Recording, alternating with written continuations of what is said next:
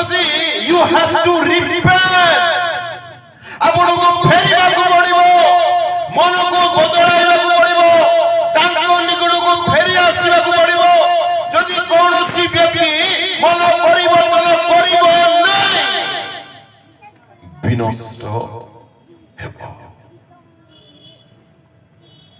ଫେରିଲୁଣି କି ଆଜି ଆମେ ପାପରୁ ଫେରିଲୁ କି ମନ୍ଦଠାରୁ ଫେରିଲୁ କି ଲାଇନ ମାରିବା ଠାରୁ ଫେରିଲୁ କି ଭେଣ୍ଡିଆ ମାନେ हंसने का बात थोड़ी है जी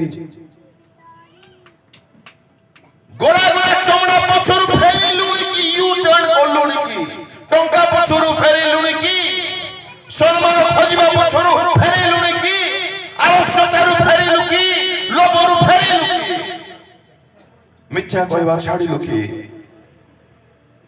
मन परिवर्तन प्राइम विषय होते प्रधान विषय होते गुरुत्वपूर्ण विषय होते যদি মো বদলি নাই যদি মো চেঞ্জ হই নাই যদি মোর মন চেঞ্জ হই নাই আই ক্যানট বি কট উন্নীত হই পারিবে না উঠো যাই পারিবে না আর সে অকস্মাৎ পড়িবে জোর পড়ে আমি মানে এই বিষয়କୁ ଦେଖିଲୁ ପ୍ରଭୁ ସାହାଯ୍ୟ କଲେ ଆର ବାକି ଅବଶିଷ୍ଟାଂଶ ଆମେ ମାନେ ଶେଷରେ ଦେଖିବା ଯେପରି ପ୍ରଭୁ ଚାଳନା ଦିଅନ୍ତି ସାହାଯ୍ୟ କରନ୍ତି ପ୍ରଥମ ছিল ମନ ପରିବର୍ତ୍ତନ ଦ୍ୱିତୀୟ ପଢିବା ପ୍ରସ୍ତୁତିର କଥା ମୁଁ କହୁଛି से तो आसीबे प्रस्तुति जो माने रहिबे नाही प्रिपेयर है कि जो माने रहिबे नाही से माने मिस होई जबे पढिबा फर्स्ट थेसलोनियंस प्रथम थेसलोनिकियो 4 अध्याय पढन्तु 16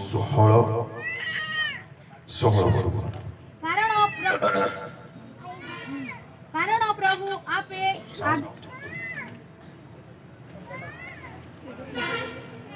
कारण प्रभु आपे आदेश देई प्रधान दूतंक स्वर ओ ईश्वरंक तुरीवाद्य सहित स्वर्गरु अवतरण करिवे सेतिरे जो माने ख्रीष्टंक ठारे थाई मरि अछंती से माने प्रथम रे उठिबे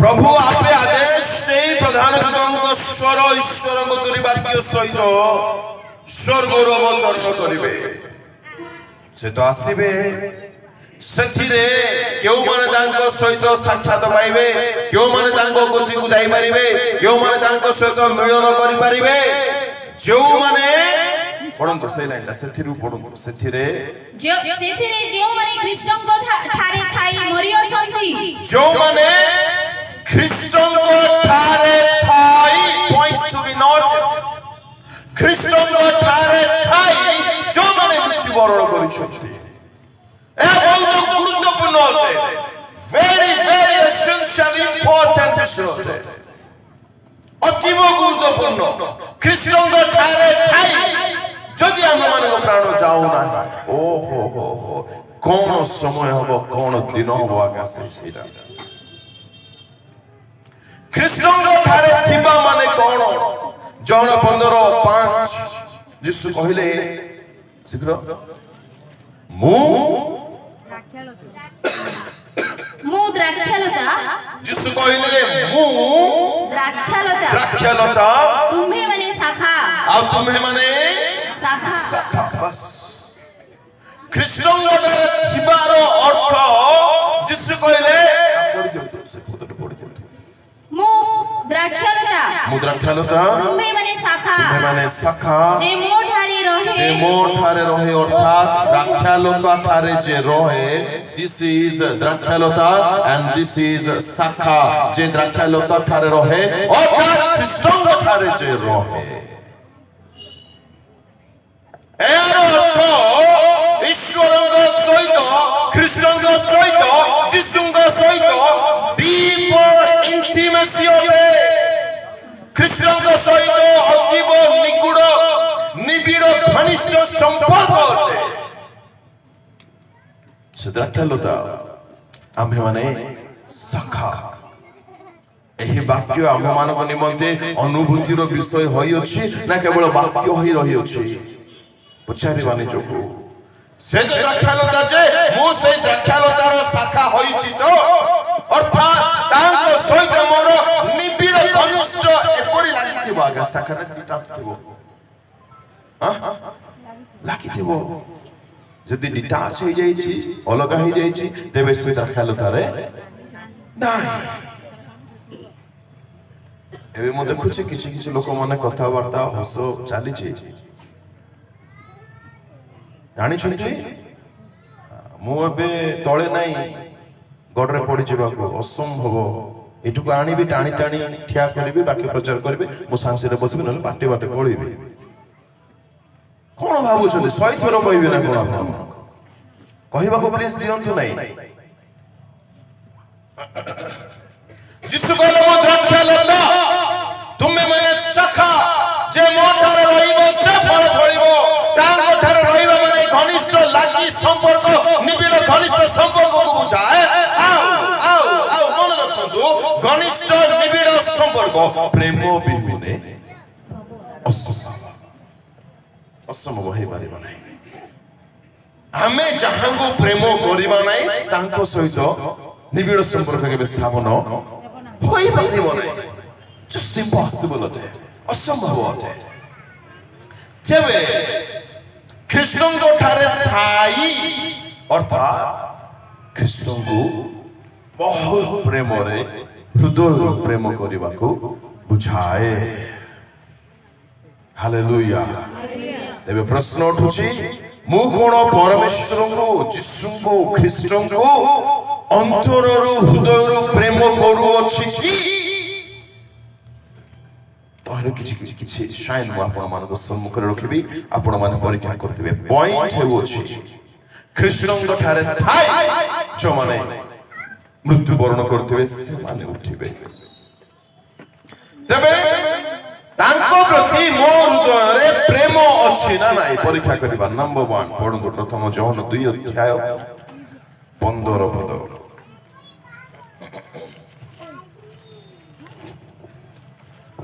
First John 2:15 ସଂସାର କିଅ ବା ସେଥିରେ ଥିବା ବିଷୟ ସବୁକୁ ପ୍ରେମ ନ କର। କେହି ଯଦି ସଂସାରକୁ ପ୍ରେମ କରେ ପିତାଙ୍କ ପ୍ରେମ ତାହାଠାରେ ନାହିଁ। ସଂସାର କିଅ ବା ସେଥିରେ ଥିବା ବିଷୟ ସବୁକୁ ପ୍ରେମ ନ କର। ଯଦି କେହି ସଂସାରକୁ ପ୍ରେମ କରେ ପିତାଙ୍କ ପ୍ରତି ତା ହୃଦୟରେ ପ୍ରେମ ନାହିଁ। କ୍ଲିୟର। କିନ୍ତୁ ଟିକେ ଅଡୁଆ ଲାଗେ ବେଳେ ବେଳେ। ପରମେଶ୍ୱର କହିଲେ ଯୋହନ 3:16 କଣ ନ ଦେଖି କୁହନ୍ତୁ। बस अरे अच्छा मुश्किल है भाई तुम निजे प्रेम करुछ हमको प्रेम करने मना करुछ ये केमितिया कथा। संसार को लिखा गला संसार के विषय सब को प्रेम करो नाही। कौन है हर अर्थ प्रभु को लोक माने परमेश्वर जगत को प्रेम कले यार अर्थ नुहे कि से जगत थिबा वैल्यू सिस्टम को प्रेम कले ना। आंबे माने जे जगत रे बसवास करूछु से अपना सृष्टि प्राणी मान प्रेम कले।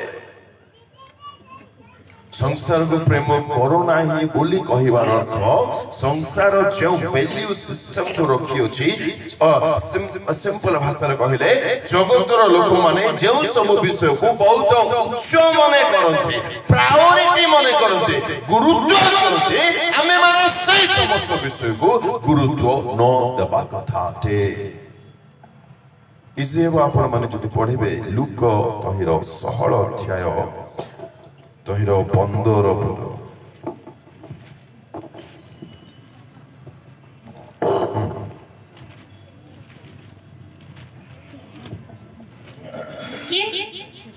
ସେଥିରେ ସେ ସେମାନଙ୍କୁ କହିଲେ ଯେଉଁମାନେ ଆପଣା ଆପଣାକୁ ମନୁଷ୍ୟମାନଙ୍କ ଦୃଷ୍ଟିରେ ଧାର୍ମିକ ବୋଲି ଦେଖାନ୍ତି ତୁମେ ମାନେ ସେହି ପ୍ରକାର ଲୋକ କିନ୍ତୁ ଈଶ୍ୱର ତୁମମାନଙ୍କର ହୃଦୟ ଜାଣନ୍ତି। କାରଣ ଯାହା ମନୁଷ୍ୟମାନଙ୍କ ମଧ୍ୟରେ ଉଚ୍ଚୀକୃତ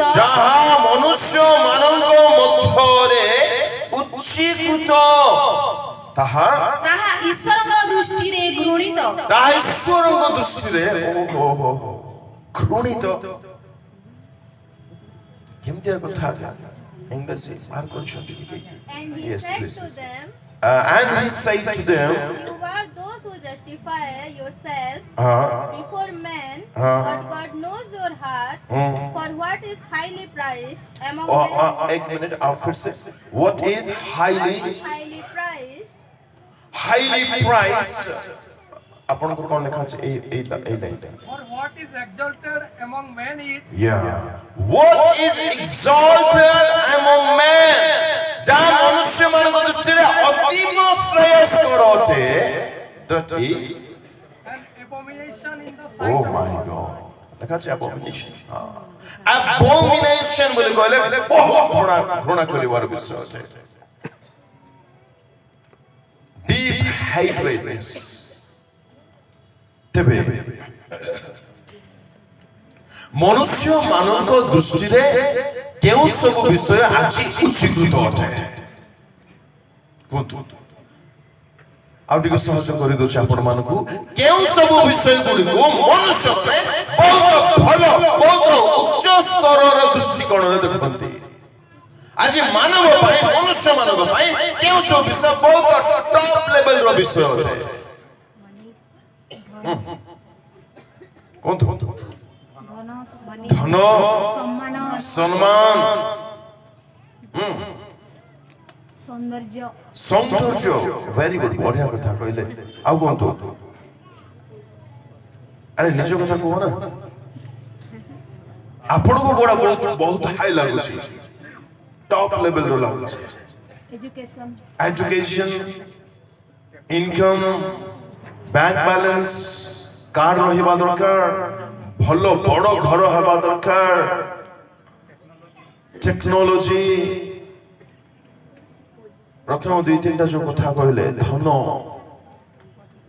ଶୁଣନ୍ତୁ ଧ୍ୟାନରେ ମନୁଷ୍ୟମାନଙ୍କ ଦୃଷ୍ଟିରେ ଯାହା ସବୁ ଉଚ୍ଚୀକୃତ ଅଟେ ତା ସବୁ ଈଶ୍ୱରଙ୍କ ଦୃଷ୍ଟିରେ କିପରି ଘୃଣିତ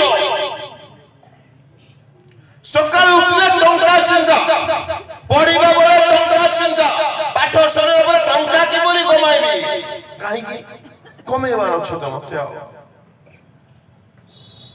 ମତେ ବହୁତ ଧନବାନ ହବାର ଅଛି ଧନବାନ ହବା ଖରାପ ବିଷୟ ବୋଲି ମୁଁ କହୁନାହିଁ ଧନରେ ମନ ନଥିବା ଦରକାର ଆଉ ଧନ ଆସିଲେ ମନ ନିଶ୍ଚୟ ସେଠି ଲାଖିଯିବ ତେବେ ଟିକେ ଚିନ୍ତା କରିବା ପରମେଶ୍ୱରଙ୍କୁ ଆମେ ମାନେ କଣ ବୋଲି ସମ୍ବୋଧନ କରୁଛେ ପିତା ଆଜ୍ଞା ମୋର ବାପା ଯୋଉ ବିଷୟକୁ ଘୃଣା କରୁଛନ୍ତି ଘୃଣା ସ୍ପଷ୍ଟ ଲେଖା ଅଛି ସେ ବିଷୟ ନ ଖୋଜିଲେ ନ ଦେଖିଲେ ତ କେମିତି ହେଇଯାଉଛି ମୁଁ ହଁ କି ନାହିଁ ମତେ ନିଦ ହଉନାହିଁ ଭୋକ ହଉନାହିଁ ଶାନ୍ତିରେ ରହିପାରୁନାହିଁ ସେ ମୋର ପିତାଟି ଚିନ୍ତା କରିବା ଦରକାର ସେ ଆମମାନଙ୍କ ପିତା ହିଁ ଯେ ସେ ଗୋଟେ ବିଷୟକୁ ଘୃଣା କରୁଛନ୍ତି ଆଜ୍ଞା ଆଚ୍ଛା ଆମେ ଯାହାକୁ ଘୃଣା କରୁ ତାଙ୍କ ସହିତ ଚିପକି ହେଇକି ଥାଉ କି ସେ ସେଠି ଥିଲା ଆମେ 200 ମାଇଲ ପଛକୁ ପଳେଇ ଯାଇଥାଉ ବରୁଣ ଆଜ୍ଞା ହଁ ନା ନାଇଁ ଚିନ୍ତା କରିବା ଆମର ପିତା ଟଙ୍କାକୁ କେମିତି ଦେଖନ୍ତି ଆମେ କେମିତି ଟଙ୍କାକୁ ଦେଖୁଛୁ ଦୁନିଆର ଲୋକମାନେ ଦୁନିଆର ଲୋକମାନଙ୍କ ପାଇଁ ସମ୍ମାନ ବହୁତ ବଡ଼ ବିଷୟ ଅଟେ ବହୁତ ମାଇନେ ରଖେ ସେମାନଙ୍କୁ କିନ୍ତୁ ଆମମାନଙ୍କ ପାଇଁ ତାହା ନ ହବା ଦରକାର ସଂସାର କିଏ ବା ସେଥିର ବିଷୟବସ୍ତୁକୁ ପ୍ରେମ ନ କର କେହି ଯଦି ତମକୁ ପ୍ରେଜ୍ ଲର୍ଡ କହିଲେ ନାହିଁ ମନେ କୁହନ୍ତୁ ହାଲେଲୁୟା ବୋଲି ବଡ଼ କଷ୍ଟ ଯିବନି ହେବନି ମହାରାଜ ମହାରାଣୀ ମାନେ ଆପଣଙ୍କୁ କେହି ବି ନ ପଚାରିବା ବେଳେ ଆପଣ ଭିତରେ ଖୁସି ଅନୁଭବ କରିବା ଦରକାର ସମ୍ମାନର ଖୋଜି ନ ହେଉ ଅଧିକାରର ଖୋଜି ନ ହେଉ ସାଉଲଙ୍କ ଠାରୁ ଶିଖିବା ଦରକାର ସାଉଲ ଦେଶସ୍ଥ ସମସ୍ତଙ୍କ ମଧ୍ୟରେ ଅଗ୍ରଣୀ ଥିଲେ ଉଚ୍ଚ ଥିଲେ ସମସ୍ତେ ତାଙ୍କ ସଙ୍ଗ ପରି ଥିଲେ ଆଜ୍ଞା ଆଉ ବହୁତ ସୁନ୍ଦର ଥିଲେ ସେ ଯେତେବେଳେ ପରମେଶ୍ୱରଙ୍କ ଦାସ ଆସୁଛନ୍ତି ଲୋକମାନେ ଏକତ୍ରିତ ହଉଛନ୍ତି ତାଙ୍କୁ ଅଭିଷେକ କରିବା ପାଇଁ ସାଉଲ ଯାଇ ଲୁଚି ପଡୁଛନ୍ତି ନା ମୁଁ ଆଇ ଡୋଣ୍ଟ ଡିଜର୍ଭ ଇଟ୍ ମୁଁ ଏହା ମୁଁ କେମିତି ରାଜା ହେବି ଦେଖନ୍ତୁ କି ହ୍ୟୁମିଲିଟି ଆଜ୍ଞା ମୁଁ ଯୋଗ୍ୟ ନୁହେଁ ଆମେ ଗୋଟେ ଫ୍ୟାନ୍ ଦେଲେ ସେ ଫ୍ୟାନ୍ ର ମଧ୍ୟ ମୋର ନାଁ ଲେଖା ହେଇଥିବାର ଅଛି ଫ୍ୟାନ୍ ଗିରି ଗିରି ଗିରି ଗିରି ବୁଲୁଥିଲେ ମୁଇଁ ମଣ୍ଡଳୀରେ ନ ବସେ ମୁଁ ମତେ ଗିରି ଗିରି ଗିରି ପଦମପୁର ଦୀପ୍ତିପୁର ଅଙ୍କପୁର ଶମକପୁର ବୁଲୁଥିବି ମୋର ନା ଆଡଭର୍ଟାଇଜମେଣ୍ଟ ହେବା ଦରକାର ଲୋକେ ମାନେ ଜାଣିବା ଦରକାର ପପୁଲାରିଟି ଦୁନିଆର ଲୋକମାନେ ବହୁତ ପସନ୍ଦ କରନ୍ତି ମତେ ଲୋକ ଜାଣିବାର ଅଛି ଦୁନିଆର ବିଷୟକୁ ପ୍ରେମ ନ କରୁ ନା ଲୋଭ ସମ୍ମାନ ଧନ ଅର୍ଜନ ଗାଡି ନା ଘର ପ୍ରଭୁ ଜାଣନ୍ତି ନାହିଁ କି ଆଜ୍ଞା ଆପଣଙ୍କ ଆବଶ୍ୟକ କୁହନ୍ତୁ ତ ଭଲ ଭାବରେ ଜାଣନ୍ତି ସେ ଆଉ ସେ ଦେବେ ସେ ଦେଲେ praise the Lord ନ ଦେଲେ praise the Lord ସେ ଆତ୍ମିକ ବ୍ୟକ୍ତି ଅଟେ ଦୁନିଆର ଭ୍ୟାଲ୍ୟୁ ସିଷ୍ଟମ ଆପଣଙ୍କୁ ଆଜି ଚଲାଉ ନାହିଁ ତ ଅନେକ ବାପା ମାନେ ରବିବାର ଦିନ ଅନେକ ଭାଇ ମାନେ ରବିବାର ଦିନ ଗିର୍ଜା ଆସନ୍ତି ନାହିଁ ଅନ୍ୟତ୍ର କାମକୁ ଚାଲି ଯାଆନ୍ତି କାହିଁକି ଯାଆନ୍ତି ସେମାନଙ୍କ ପାଇଁ ଈଶ୍ୱରଙ୍କ ସ୍ଥାନ ଈଶ୍ୱରଙ୍କ ନିକଟକୁ ଆସିବା ବହୁମୂଲ୍ୟ ହୋଇପାରେ ନାହିଁ ଏକ ବିଜାତି କଣ କରେ ଆଜ୍ଞା ସେ ଈଶ୍ୱରଙ୍କୁ ପ୍ରଥମ ସ୍ଥାନ ଦିଏ ନାହିଁ ତେବେ ଆମେ ତାଙ୍କ ଉପରେ ହେଲୁ ନା ନାହିଁ ଚିନ୍ତା କରୁ ଟିକେ ସଂସାର କିଏ ବା ସେଥିର ବିଷୟ ବସ୍ତୁକୁ ଯେ ପ୍ରେମ କରୁଅଛି ଆଇ ଲଭ ମନି ଏହା ତ ଆମେ କହିବା ନାହିଁ ତାହା ମୁଁ କହୁ ନାହିଁ ମୁଁ ପ୍ରେମ କରୁଛି ବୋଲି ଆମେ କହିବା ନାହିଁ ଆମର ସ୍ୱଭାବ ଆମର ଆଟିଟ୍ୟୁଡ ଉଚ୍ଚ ସ୍ୱରରେ କହୁଛି ଆଜ୍ଞା ଉଚ୍ଚ ସ୍ୱରରେ ତାହା କହୁଅଛି ଯେ ଆମେ କାହାକୁ ପ୍ରେମ କରୁଛେ ଆମ ଅନ୍ତରରେ କାହା ପ୍ରତି ପ୍ରେମ ଅଛି ଏହା ଥିଲା ନମ୍ବର 1 ଖ୍ରୀଷ୍ଟଙ୍କ ପ୍ରତି ଯଦି ପ୍ରେମ ଥିବ ଈଶ୍ୱରଙ୍କ ପ୍ରତି ଯଦି ପ୍ରେମ ଥିବ ଦୁନିଆର କୌଣସି ବିଷୟରେ ମୁଁ ସନ୍ତୁଷ୍ଟ ହେବି ନାହିଁ ମୁଁ ଖୋଜିବି ତ ନାହିଁ ସବୁ ଥିଲା ଅବ୍ରାହ୍ମଙ୍କ ପାଖରେ ଅବ୍ରାହ୍ମ ଧ୍ୟାନ ଦଉନାହାନ୍ତି କି ପ୍ରକାର ବ୍ୟକ୍ତିତ୍ୱ ଥିଲେ ଓଲ୍ଡ ଟେଷ୍ଟାମେଣ୍ଟର ଲୋକ ଆଜ୍ଞା ଧ୍ୟାନ ଦଉନାହାନ୍ତି ପ୍ରଥମେ ସେ ଚଏସ୍ କରିବା କଥା କି ନାହିଁ ଲୋକକୁ ପଚାରୁଛନ୍ତି ବାବୁ ତମେ କୁଆଡେ ଯିବ କି କଥା ଆରେ ତୁମେ ବଡ ୟାର ତମେ ବଡ ଲୋକ ତମେ କହିପାରିଥାନ୍ତ ମୁଁ ସେପଟେ ଯିବି ବୋଲି ତାଙ୍କୁ ଅପସନ ଦଉଛନ୍ତି ଏହା ସ୍ପଷ୍ଟ କରୁଛି ଅବ୍ରାହ୍ମଙ୍କର ଇନର କ୍ୱାଲିଟି ଦୁନିଆର କୌଣସି ବିଷୟବସ୍ତୁ ତାଙ୍କୁ କିଛି ଇଚ୍ଛା ନାହିଁ ଏଥିପାଇଁ ଏପ୍ରିଲ ଲେଖକ ଲେଖିଲେ ସେ ଉର୍ଦ୍ଧ୍ୱସ୍ଥ ବିଷୟ ଅପେକ୍ଷାରେ ଥିଲେ ଆମର ଆଟାଚମେଣ୍ଟ ଆଜି କେଉଁଠି ହାଲେଲୁୟା ପ୍ରଥମ ସ୍ୱାଇଁ ସେମାନେ ଦୁନିଆକୁ ପ୍ରେମ କରିବେ ନାହିଁ ଯେଉଁମାନେ ଈଶ୍ୱରଙ୍କୁ ପ୍ରେମ କରନ୍ତି ଦ୍ୱିତୀୟ ପ୍ରଥମ 4:20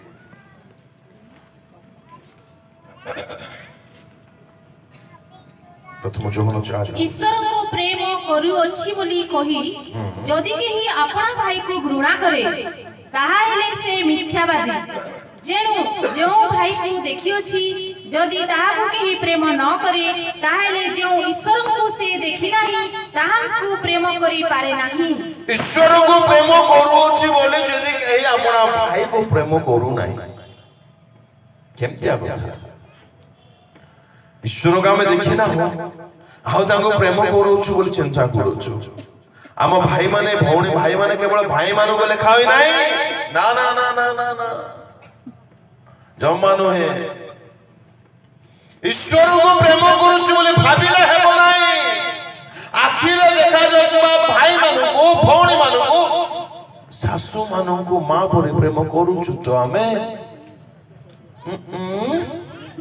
କରୁଛୁ ନା କେବଳ ପ୍ରତିଜ୍ଞା ରେଖା କରୁଛୁ ତ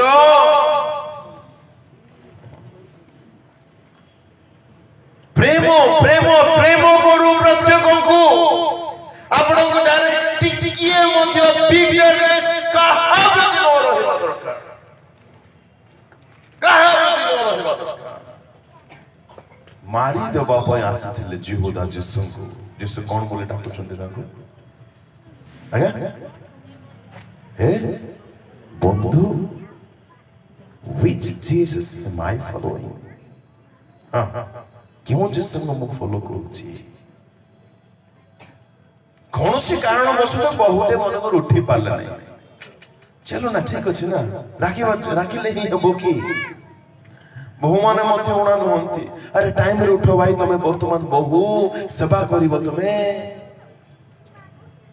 କାହାକୁ କହିବା ଲଭ୍ ଇଜ ମିସିଂ, ପ୍ରେମ ନାହିଁ। ତମର ମାଙ୍କର ଦେହ ଭଲ ନଥିଲେ ତମେ ଶୋଇଥିବ କି ଘରେ? ନାଇଁ ତ। ଓ ସେଇଟା ମା, ଏଇଟା ସ୍ୱାମୀଙ୍କ ମା। ଆଚ୍ଛା, ପ୍ରେମ ଅଛି ବୋଲି କୁହାଯାଇ ପାରିବ? କି ପ୍ରକାରର ପ୍ରେମ ଆଜ୍ଞା ଏଟା? ଈଶ୍ୱରଙ୍କୁ ପ୍ରେମ କରୁଛି ବୋଲି ଯଦି ମୁଁ ଅନ୍ୟକୁ ପ୍ରେମ କରୁନାହିଁ, ତେବେ ମୁଁ ମିଥ୍ୟାବାଦୀ। ଆଉ ମିଥ୍ୟାବାଦୀ ମାନେ କେଉଁଠାରେ ରହିବେ? ବାହାରେ। ପ୍ରକାଶିତ 22:15 ପଢ ନାହିଁ। ପ୍ଲିଜ ବି ମେକ୍ ସିଓର, ଦୟାକରି ସୁନିଶ୍ଚିତ ହୁଅନ୍ତୁ ଆପଣଙ୍କ ହୃଦୟରେ କାହା ପ୍ରତି ବି ଦୁଃଖ ନ ରହିବା ଦରକାର। ଖ୍ରୀଷ୍ଟିଆନ ଜୀବନ କଣ ଭାବୁଛନ୍ତି ଆଜ୍ଞା? କ୍ଷମା ଦେବା କଥା, ଆଇ ଏମ୍ ସରି, ଚଳିବ ନାହିଁ, ଇଂଲିଶ କ୍ଷମା କିଛି କାମକୁ ନାହିଁ। ଆଇ ଏମ୍ ସରି ନାଇଁ, କିଛି ହେବ ନାହିଁ ତୋ ଦ୍ୱାରା। ଆପଣଙ୍କ ହୃଦୟରେ କାହା ପ୍ରତି ତିକ୍ତ ଭାବ ଟିକିଏ ମଧ୍ୟ ନ ରହିବା ଦରକାର। ପ୍ରେମ ଯଦି ଥିବ, ତିକ୍ତ ଭାବ ରହିବ ନାହିଁ। ମତେ କୁହନ୍ତୁ ତ ଆଜ୍ଞା, ଆମ୍ଭେମାନେ ଆମମାନଙ୍କୁ ଯେତେବେଳେ ପ୍ରଭୁ ଯୀଶୁ ଖ୍ରୀଷ୍ଟ ପ୍ରେମ କଲେ, କେତେବେଳେ ପ୍ରେମ କଲେ? ଆମେ ପବିତ୍ର ଥିଲାବେଳେ, ଧାର୍ମିକ ଥିଲାବେଳେ, ନମ୍ର ଥିଲାବେଳେ, ଭକ୍ତି ଭାବ ଦେଖାଦେବା ବେଳେ, ବିଶ୍ୱସ୍ତ ଥିବାବେଳେ, କେତେବେଳେ? ପଢିଦିଅନ୍ତୁ ସେ ପଦ। କିନ୍ତୁ ଆମେମାନେ ପାପୀ ଥିବା ସମୟରେ ରୋମିଓ 5:8 କିନ୍ତୁ ଆମେମାନେ ପାପୀ ଥିବା ସମୟରେ ହିନ୍ଦୀ ଟିକେ ବାହାର କରୁଥିବେ, ବହୁତ ସୁନ୍ଦର ଲେଖା ଅଛି ଯଦି ଅଛି। ଆମେମାନେ ପାପୀ ଥିବା ସମୟରେ ସୁଦ୍ଧା ଖ୍ରୀଷ୍ଟ ଯେ ଆମମାନଙ୍କ ନିମନ୍ତେ ମୃତ୍ୟୁ ଭୋଗ କଲେ, ମୃତ୍ୟୁ ଭୋଗ କଲେ, ସେଥିରେ ଈଶ୍ୱର ଆମମାନଙ୍କ ପ୍ରତି ଆପଣା ପ୍ରେମ ସପ୍ରମାଣ କରୁଅଛନ୍ତି। किंतु परमेश्वर हम पर अपने प्रेम को इस तरह दिखाते हैं किंतु परमेश्वर हम पर अपने प्रेम को इस तरह दिखाते हैं कि जब हम दोषी ही थे, बस एठी दोषी अछि, अलगा पर्सन हां, जब हम पापी ही थे, मतलब जेतेबेला ଆମେ ପାପୀ ହିଁ ଥିଲୁ, ଅନ୍ଧକାରରେ ଥିଲୁ, ଅପରାଧରେ ଥିଲୁ, ମନ୍ଦତାରେ ଥିଲୁ, ଅସୁଚିତାରେ ଥିଲୁ, ସେତେବେଳେ ସେ ଆପଣାର ପ୍ରେମକୁ ଆମମାନଙ୍କ ପ୍ରତି ପ୍ରଦର୍ଶନ କରୁଛନ୍ତି। ଆଜ୍ଞା, ଆପଣ ଦୟାକରି ଅପେକ୍ଷା କରନ୍ତୁ ନାହିଁ, ମୋର ସ୍ୱାମୀ ଚେଞ୍ଜ ହେଲେ ମୁଁ ତାଙ୍କ ପ୍ରେମ କରିବି ନାହିଁ। ଆମେ କେବେ ମଧ୍ୟ ଖ୍ରୀଷ୍ଟଙ୍କ ପ୍ରେମ ପାଇବାର ଯୋଗ୍ୟ ନଥିଲୁ। ମୁଁ କହୁଥିଲି ମର୍ଣ୍ଣିଂରେ ପାଣି ବୋତଲ କଥା। ପାଣି ବୋତଲରେ କଣ ଥିଲା? କି ରସ? କମଳା ରସ ପାଣି ଭିତରେ ଥିଲା। ଆମମାନଙ୍କ ହୃଦୟରେ ଆଜି କଣ ଅଛି ତାହା ହିଁ ବାହାରିବ। ପ୍ରେମ ଯଦି ଥିବ, ସାମ୍ନା ବ୍ୟକ୍ତି ଯାହା ବି କରୁ, ପ୍ରେମର ଶବ୍ଦ ହିଁ ବାହାରିବ। ତୁମେ ମାନେ ଜଗତର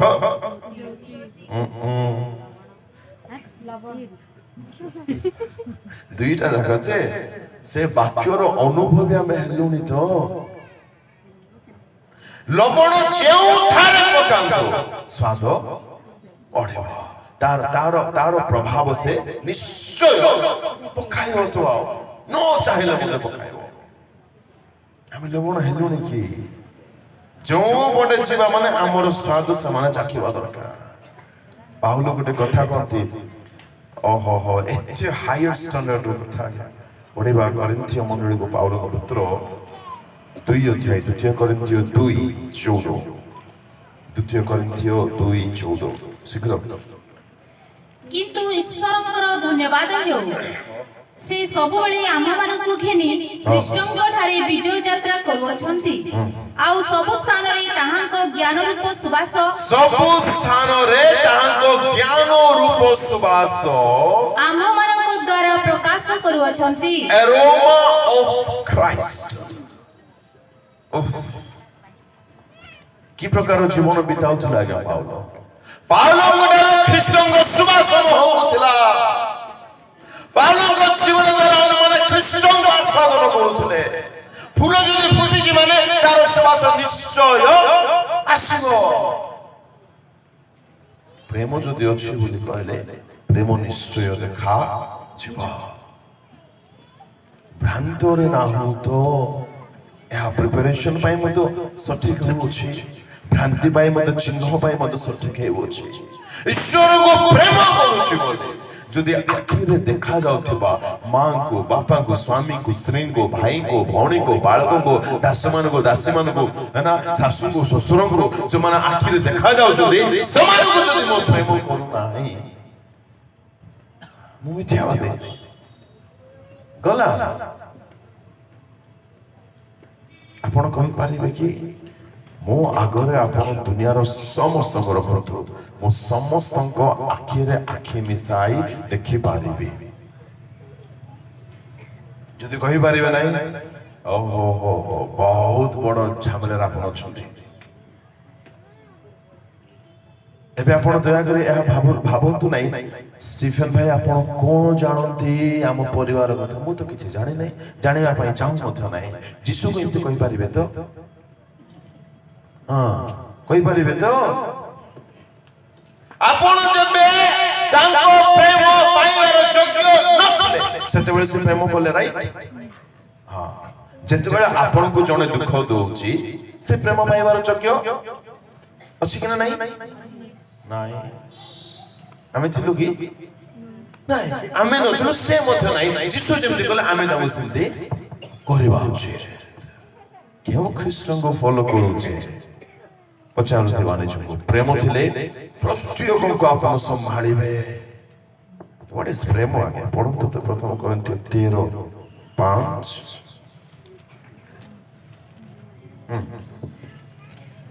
ଅନୁଚିତ ବ୍ୟବହାର କରେ ନାହିଁ। 4 ପ୍ରେମ ଦୀର୍ଘ ସହିଷ୍ଣୁ। ପ୍ରେମ ଦୀର୍ଘ ସହିଷ୍ଣୁ। ପ୍ରେମ ହିତଜନକ। ହିତଜନକ। ଈର୍ଷା କରେ ନାହିଁ। ପ୍ରେମ କଣ ବୋଲି ଭାବୁଛନ୍ତି? ମୁଇଁ ତତେ ଭଲ ପାଉଛି ଏଇଟା ପ୍ରେମ ନାହିଁ। ଏଇଟା କୋଉଠି ପ୍ରେମ? ନା ନା ନା ନା ପ୍ରେମ ପାଟିରେ ହୁଏ ନାହିଁ, ଜମା ନାହିଁ। ଆପଣ ଯଦି ତାଙ୍କୁ ପ୍ରେମ କରୁଛନ୍ତି ସହିବେ। ଦୀର୍ଘ ସହିଷ୍ଣୁ ଅଟେ ପ୍ରେମ। ସେ ଯାହା କଲେ ଆପଣ ଯେହେତୁ ପ୍ରେମ କରୁଛନ୍ତି ପରା ଆପଣ ତାଙ୍କୁ ସହିବେ, ତାହା ଅଟେ ପ୍ରେମ। ସାର୍ ଟିକେ ଜଲ୍ଦି ଆସନ୍ତୁ, ଦୌଡ଼ିକି ଆସନ୍ତୁ ଜଲ୍ଦି। କେହି ଆମ ମାନଙ୍କ ରାଜେଶ ଆଜ୍ଞା ମନେ କରନ୍ତୁ ମୁଁ ଆଜି କେତେ ତାରିଖ? 30 ତାରିଖ ରାଇଟ୍। 30 ତାରିଖ ମନେ କରନ୍ତୁ 20 ତାରିଖରେ ଆଜ୍ଞାଙ୍କ ସହିତ ମୋର ସାକ୍ଷାତ ହେଲା। ମୁଁ ଆଜ୍ଞାଙ୍କୁ କଣ କଣ ସବୁ କହିଦେଲି ତାଙ୍କୁ ବାଧିଲା ପରେ। ଆଜ୍ଞା ଆପଣଙ୍କୁ କେମିତି ଲାଗିବ? ମାନେ ଷ୍ଟିଫେନ୍ ଭାଇ କେମିତି ହେଲେ କଣ କଣ ସବୁ କହି ପକାଉଛନ୍ତି ଭାବିବେ ନା ନାହିଁ? ଆଚ୍ଛା ମୁଁ ଆପଣଙ୍କୁ କ୍ଷମା ମାଗିବି ନେକ୍ସଟ ଦିନ ମର୍ଣ୍ଣିଂରେ, ଦେବେ ନା ନାହିଁ? ନିଶ୍ଚୟ ଦେବେ। କାହିଁକି ମାନେ ଫାର୍ଷ୍ଟ ଟାଇମ୍ କ୍ଷମା ମାଗୁଛି ମୁଁ ତାଙ୍କୁ, ଭୁଲ କରିଛି, କଣ ହେଇଗଲା ଅକସ୍ମାତ ବୋଧେ ବାହାରି ଗଲା ରାଗ କି କଣ କି, ଚାଲ କ୍ଷମା ଦେଇଦେବା। ମନେ କରନ୍ତୁ 21 ତାରିଖରେ ସେଇ ଭୁଲ ମୁଁ ତାଙ୍କ ବିରୁଦ୍ଧରେ କଲି, ଆଉ 22 ତାରିଖରେ ମୁଁ ମର୍ଣ୍ଣିଂରେ ଯାଇ ତାଙ୍କୁ କ୍ଷମା ମାଗିବି। ଟିକେ ଗଡବଡ ଫିଲିଂ ଆସିବ ନା ନାହିଁ? ଆଜ୍ଞା ଆସିବ ନା ନାହିଁ? ଆରେ କାଲି ବି ତ ଏମିତି କରିଥିଲେ, ଆଜି ମଧ୍ୟ ଏମିତି କରିଛନ୍ତି, ପୁଣି ମର୍ଣ୍ଣିଂରେ ଆସିକି ମତେ କ୍ଷମା ମାଗୁଛନ୍ତି, ତଥାପି ମୁଁ କ୍ଷମା ମାଗିବି। ଦେଇହବ? ଚାଲ ସେକେଣ୍ଡ ଟାଇମ୍ ଦେଇ ଦବା। ମନେ କରନ୍ତୁ ଥର୍ଡ ଡେ ମଧ୍ୟ ସେମ୍ ଭୁଲ କରିବି, ଆଉ ଯାଇକି କ୍ଷମା ମାଗିବି। ତାଙ୍କୁ କେମିତି ଲାଗିବ? ମୁଁ ମାଗି ପାରିବି କି? ମତେ କୁହନ୍ତୁ। ମୁଁ ଦେଖେଇ ହେବ? ସତ୍ୟ କଥା କୁହନ୍ତୁ ତ। ଥାର୍ଡ ଡେ ବଡ଼ କଷ୍ଟେ ମଷ୍ଟେ ଚଳିଯିବ, ଯେହେତୁ ଡିସିସର ମେନ୍ ଅଟନ୍ତି ନା, ବଡ଼ ହୃଦୟ ଆଙ୍କର। ତ କଷ୍ଟ ମଷ୍ଟ ଦେଇଦେବେ, ମୁଁ ମଧ୍ୟ କଷ୍ଟ ମଷ୍ଟ ମାଗିବି ଦେବି। ଚାଲନ୍ତୁ ଧରିକି ଚାଲନ୍ତୁ। What about fourth day, fifth number day, sixth number day, seventh number day? What about whole year? ସବୁଦିନ ଜାଣି ଜାଣି ଦୁଃଖ ଦଉଛୁ ଆମେ। ଆଙ୍କ କଥା କଣ? ବହୁତ ବହୁତ ଧନ୍ୟବାଦ। ସବୁଦିନ ଜାଣି ଜାଣି ଭୁଲ କରୁଛୁ, ଜାଣି ଜାଣି ପାପ କରୁଛୁ, ଜାଣି ଜାଣି ମନ୍ଦ କରୁଛୁ, କ୍ଷମା ମାଗୁଛୁ। ଓହୋ, ତଥାପି କ୍ଷମା ଦଉଛନ୍ତି। କୁଆଡୁ ପାଇବା ଏମିତି ପ୍ରଭୁ ଆମେ? ତଥାପି ତାଙ୍କ ପ୍ରତି ପ୍ରେମ ଆସୁ ନାହିଁ। ଧନ୍ୟ ଆମର ଜୀବନ। ପ୍ରେମ ଦୀର୍ଘ ସହିଷ୍ଣୁ। ସେ ପ୍ରେମ କରୁଛନ୍ତି ବୋଲି ଆଜି ଆମେ ରକ୍ଷା ପାଇଛୁ। ଆଜ୍ଞା, କଣ ହେଇଥାନ୍ତା ଆମ ଅବସ୍ଥା? ଟିକେ ଆପଣଙ୍କୁ କେହି ଦୁଃଖ ଦେଲେ ବୋଲି। ଆଚ୍ଛା ସାର୍, ଆପଣ ଭଲ ପାଠ ପଢିଛନ୍ତି, ଭଉଣୀମାନେ ଅଛନ୍ତି, ଭାଇମାନେ ଅଛନ୍ତି, ଆପଣ ଭଲ ପାଠ ପଢିଛନ୍ତି ବୋଲି ମୁଁ କେମିତି ଜାଣିବି? ବିନା ଏକ୍ସାମରେ ଜାଣିପାରିବେ କି? ନାଇଁ। ଆପଣ ନମ୍ର ଯେ, ଆପଣ ପବିତ୍ର ଯେ, ମୁଁ କେମିତି ଜାଣିବି?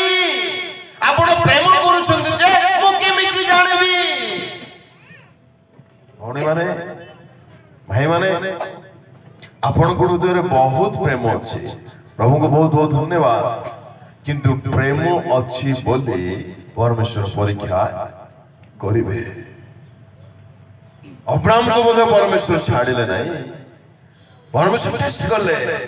100 ବର୍ଷ ବୟସରେ ଛୁଆ ଦେଲେ, ଆଉ ଦେଖିଲେ ଏ ଛୁଆକୁ ବହୁତ ଭଲ ପାଇବେ ନା ମତେ ବହୁତ ଭଲ ପାଇବେ? ଅବ୍ରାହ୍ମ ଦେଖେଇ ଦେଲେ, ସ୍ପଷ୍ଟ କରିଦେଲେ, ପ୍ରଭୁ ମତେ ଛୁଆ ଦେଇଛ, ତମେ ଦେଇଛ, ମୋ ପାଇଁ ଛୁଆ ବଡ ନୁହେଁ, ଯେ ଦେଇଛନ୍ତି ସିଏ ବଡ ଅଟନ୍ତି। ମାର ଜୋର ସେ ମାର, ପ୍ରଭୁଙ୍କ ପାଇଁ ତୁମାର। ପ୍ରଭୁ ଚାକିରି ଦେଲ, ମୋ ପାଇଁ ଚାକିରି ବଡ ନାହିଁ, ଚାକିରି ମତେ ଯେ ଦେଇଛନ୍ତି, ତୁମେ ତୁମେ ମୋ ପାଇଁ ବଡ ଅଟ। ପ୍ରଭୁ ପ୍ରଭୁ ମତେ ଧନ ଦେଇଛ, ମୋ ପାଇଁ ଧନ ବଡ ବିଷୟ ନୁହେଁ, ଧନ ମତେ ଯିଏ ଦେଇଛି ଅର୍ଥାତ୍ ତୁମେ ତୁମେ ମୋ ପାଇଁ ବଡ ବିଷୟ। ଏହା ଏକ ବ୍ୟକ୍ତି ଯଦି ବୁଝିଯିବ, ସେ କେବେ ବ୍ୟାକସ୍ଲାଇଡ୍ ହୋଇପାରିବ ନାହିଁ। ପ୍ରେମରେ ଲାଗି ଯାଇଥିବ। ଆଜ୍ଞା, ପରୀକ୍ଷା କରିବା ମୋ ହୃଦୟରେ ପ୍ରତ୍ୟେକଙ୍କ ପ୍ରତି ପ୍ରେମ ଅଛି ନା ନାହିଁ। ଆଉ ଏହା ନିତାନ୍ତ ଦରକାର, ନିତାନ୍ତ ଦରକାର, ନିତାନ୍ତ ଦରକାର। ଯିବା 3 ନମ୍ବର କୋଡ଼। ପ୍ରଥମ ଯୋହନ ପୁଣି ଥରେ ପଢିବା 5 ଅଧ୍ୟାୟ ବହିର 3 ପଦ। ମୁଁ ଯଦି ଖ୍ରୀଷ୍ଟଙ୍କ ଠାରେ ଅଛି, ତେବେ ମୁଁ ତାଙ୍କୁ ପ୍ରେମ କରୁଅଛି। ଯଦି ମୁଁ ତାଙ୍କୁ ପ୍ରେମ କରୁଛି, ତେବେ କେଉଁ ସବୁ ଚିହ୍ନ ମୋ ଠାରେ ଦେଖାଯିବ? ନମ୍ବର 3, 5 ଅଧ୍ୟାୟ 3 ପଦ। କାରଣ ଈଶ୍ୱରଙ୍କୁ ପ୍ରେମ କରିବାର ଅର୍ଥ, ଈଶ୍ୱରଙ୍କୁ ପ୍ରେମ କରିବାର ଅର୍ଥ ତାହାଙ୍କ ଆଜ୍ଞା ପାଳନ କରିବା। ବସ୍।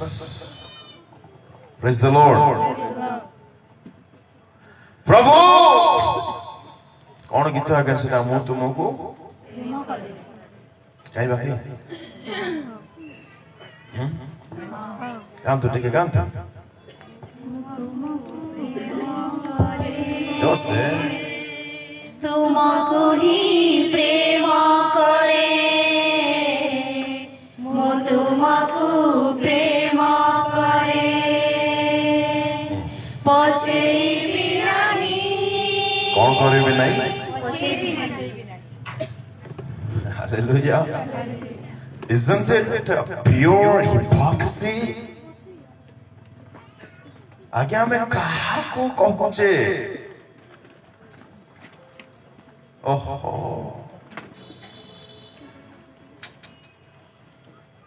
ମୁଁ ତୁମକୁ ପ୍ରେମ କରେ, ତୁମକୁ ହିଁ ପ୍ରେମ କରେ। ପ୍ରଭୁ କଣ ଶୁଣୁଛି ଜାଣୁଛୁ? ଶୁଣିବେ। ତୁ କାହିଁକି ମତେ ଠକୁଛୁ, ଠକି ଠକି ଠକେଇ ହେଉଛୁ।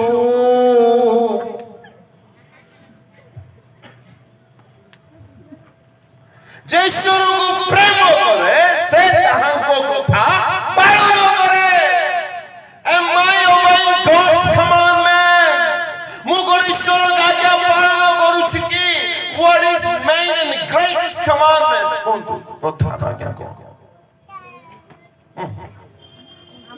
ଈଶ୍ୱରଙ୍କୁ ପ୍ରେମ କରିବା ଈଶ୍ୱରଙ୍କୁ ପ୍ରେମ ପ୍ରେମ କରିବା।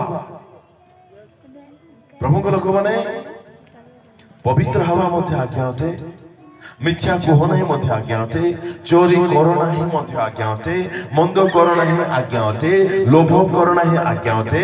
ଏସବୁ ତ ଠିକ ଅଛି, ଏସବୁ ତ କମାଣ୍ଡମେଣ୍ଟ, କିନ୍ତୁ ମନେ ରଖନ୍ତୁ ପ୍ରଥମ ଆଉ ଶ୍ରେଷ୍ଠ ଲେଖା ଅଛି 22:37 ମାଥ୍ୟୁ 22:37-38। ସେ ତାଙ୍କୁ କହିଲେ କହିଲେ ତୁମେ ଆପଣାର ସମସ୍ତ ଅନ୍ତଃକରଣ ସମସ୍ତ ଅନ୍ତଃକରଣ ସମସ୍ତ ପ୍ରାଣ ଓ ସମସ୍ତ ମନ ଦେଇ ପ୍ରଭୁ ଆପଣା ଈଶ୍ୱରଙ୍କୁ ପ୍ରେମ କର ଏହା ହିଁ ଶ୍ରେଷ୍ଠ ଓ ପ୍ରଥମ ଆଜ୍ଞା। ଶ୍ରେଷ୍ଠ ଆଉ ପ୍ରଥମ ଆଜ୍ଞା। ଧ୍ୟାନରେ ଟିକେ ଶୁଣନ୍ତୁ। ଅନ୍ୟ ଶବ୍ଦରେ this is first standard class, ଏହା ପ୍ରଥମ ଶ୍ରେଣୀ ଅଟେ। ତେବେ ମୁଁ କଣ ଈଶ୍ୱରଙ୍କୁ ପ୍ରେମ କରୁଛି କିପରି ଜାଣିବି? ଏହି ବାକ୍ୟ ଅନୁସାରେ ମୁଁ ଯଦି ଈଶ୍ୱରଙ୍କୁ ପ୍ରେମ କରୁଛି ତାଙ୍କ ଆଜ୍ଞା, କେବଳ ଆଜ୍ଞା କି ଆଜ୍ଞା ସବୁ ପାଳନ କରିବେ। ହେଲେ ତାଙ୍କ ଆଜ୍ଞା କେଉଁଠାରେ ଅଛି? ସାହିତ୍ୟ ବହିରେ, ଗଣିତ, ଇତିହାସ କେଉଁଠି ଅଛି? କେମିତି ପାଇବା ତାଙ୍କ ଆଜ୍ଞା? ଆମେ ଆଜ୍ଞା ପାଳନ କରିବା ପୂର୍ବରୁ ଆଜ୍ଞା ତ ଜାଣିବାକୁ ପଡିବ, ହଁ କି ନାହିଁ? ତେବେ କେମିତି ଜାଣିବା? ମନେ ରଖନ୍ତୁ, ବାଇବଲ ପଢିଲେ ହିଁ ଜାଣିବା ଯେ, ଶୁଣନ୍ତୁ ଧ୍ୟାନରେ କାନ ଖୋଲି, ବାଇବଲ ପଢିଲେ ହିଁ ଜାଣିବା ଯେ ସମାଜ ପେପର, ସମ୍ବାଦ ପେପର, ପ୍ରମେୟ ପେପର ପଢିଲା ପରି ବାଇବଲ ପଢିଲେ ତାଙ୍କ ଆଜ୍ଞା ଜାଣିପାରିବା ନାହିଁ। ବାଇବଲ ପଢିବା ବେଳେ କାଗଜ ଗୋଟେ ନିଅନ୍ତୁ ବା ନୋଟ ଗୋଟେ ନିଅନ୍ତୁ, କଲମ ନିଅନ୍ତୁ, ଯଦି ନାହିଁ ବୋଲେ ମତେ ଟଙ୍କା ପଠାନ୍ତୁ, ମୁଁ ପଠେଇଦେବି। ନିଜ ଆଡୁ ଦେବେ ନା? ହାଲେଲୁୟା। ବହୁତ ଗୁରୁତ୍ୱପୂର୍ଣ୍ଣ କଥା। ଆପଣ କେଉଁ ଷ୍ଟାଣ୍ଡାର୍ଡରେ ଅଛନ୍ତି ମୁଁ କହୁଛି, ଧ୍ୟାନରେ ଶୁଣନ୍ତୁ। ଯୋଉମାନେ ଈଶ୍ୱରଙ୍କୁ ପ୍ରେମ କରୁନାହାନ୍ତି, ଈଶ୍ୱରଙ୍କୁ ପ୍ରେମ କରିବା ମାନେ ଜୋରସେ କୁହନ୍ତୁ ଭଉଣୀ, ମାନେ କଣ? ଆଜ୍ଞା ସବୁ ପାଳନ କରିବା। ଯଦି ମୁଁ ତାଙ୍କ ଆଜ୍ଞା ସବୁ ପାଳନ କରୁନାହିଁ, ତେବେ ମୁଁ ତାଙ୍କୁ ପ୍ରେମ କରୁନାହିଁ। ହେଲେ ମୋର ପ୍ରଥମ କାମ କଣ? ତାଙ୍କ ଆଜ୍ଞା ମତେ ଏବେ ନାହିଁ ଜାଣିବାର ଅଛି। ଭେରି ଗୁଡ୍, ଜାଣିବାର ଅଛି। ରାଇଟ୍? କେମିତି ଜାଣିବି? କେବଳ ପଢିଲେ ଜାଣିବି ନାହିଁ। ପଢିବି ପ୍ରଥମେ ମାଥ୍ୟୁ ଚାପ୍ଟର 1 ବାହାର କରିବି, କାଗଜ ନେବି ବା ଖାତା ନେବି, ଡାଏରୀ ନେବି, କଲମ ନେବି, ପଢିବି କଣ ସେଠି ଆଜ୍ଞା ମତେ ଦିଆ ଯାଇଛି, ତାହା ମୁଁ ଲେଖିବି। ଏମିତି କହୁନାହିଁ ମୁଁ କରିଛି ବୋଲି କହୁଛି।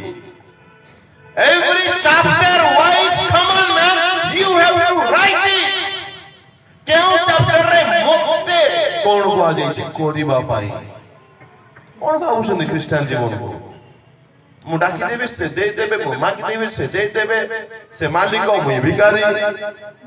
ଏହା ଖ୍ରୀଷ୍ଟିଆନ ଜୀବନ ନୁହେଁ।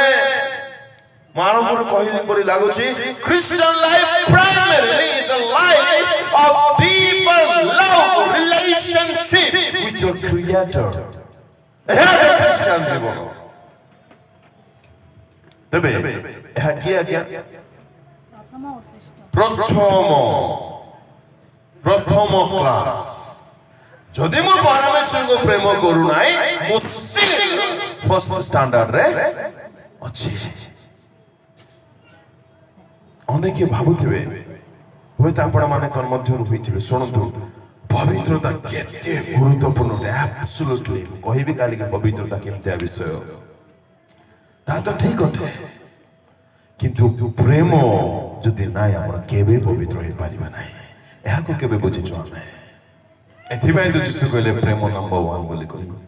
ବୋଲି ଯଦି ମୁଁ ଈଶ୍ୱରଙ୍କୁ ପ୍ରେମ କରୁଛି, ତାଙ୍କ ସବୁ ଆଜ୍ଞା, ଆଚ୍ଛା ମୁଁ ତାଙ୍କୁ ପ୍ରେମ କରୁଛି ବୋଲି ଜବରଦସ୍ତି କରି ଆଜ୍ଞା ପାଳନ କରିବି ନା ହୃଦୟରୁ ତାହା ବାହାରିବ?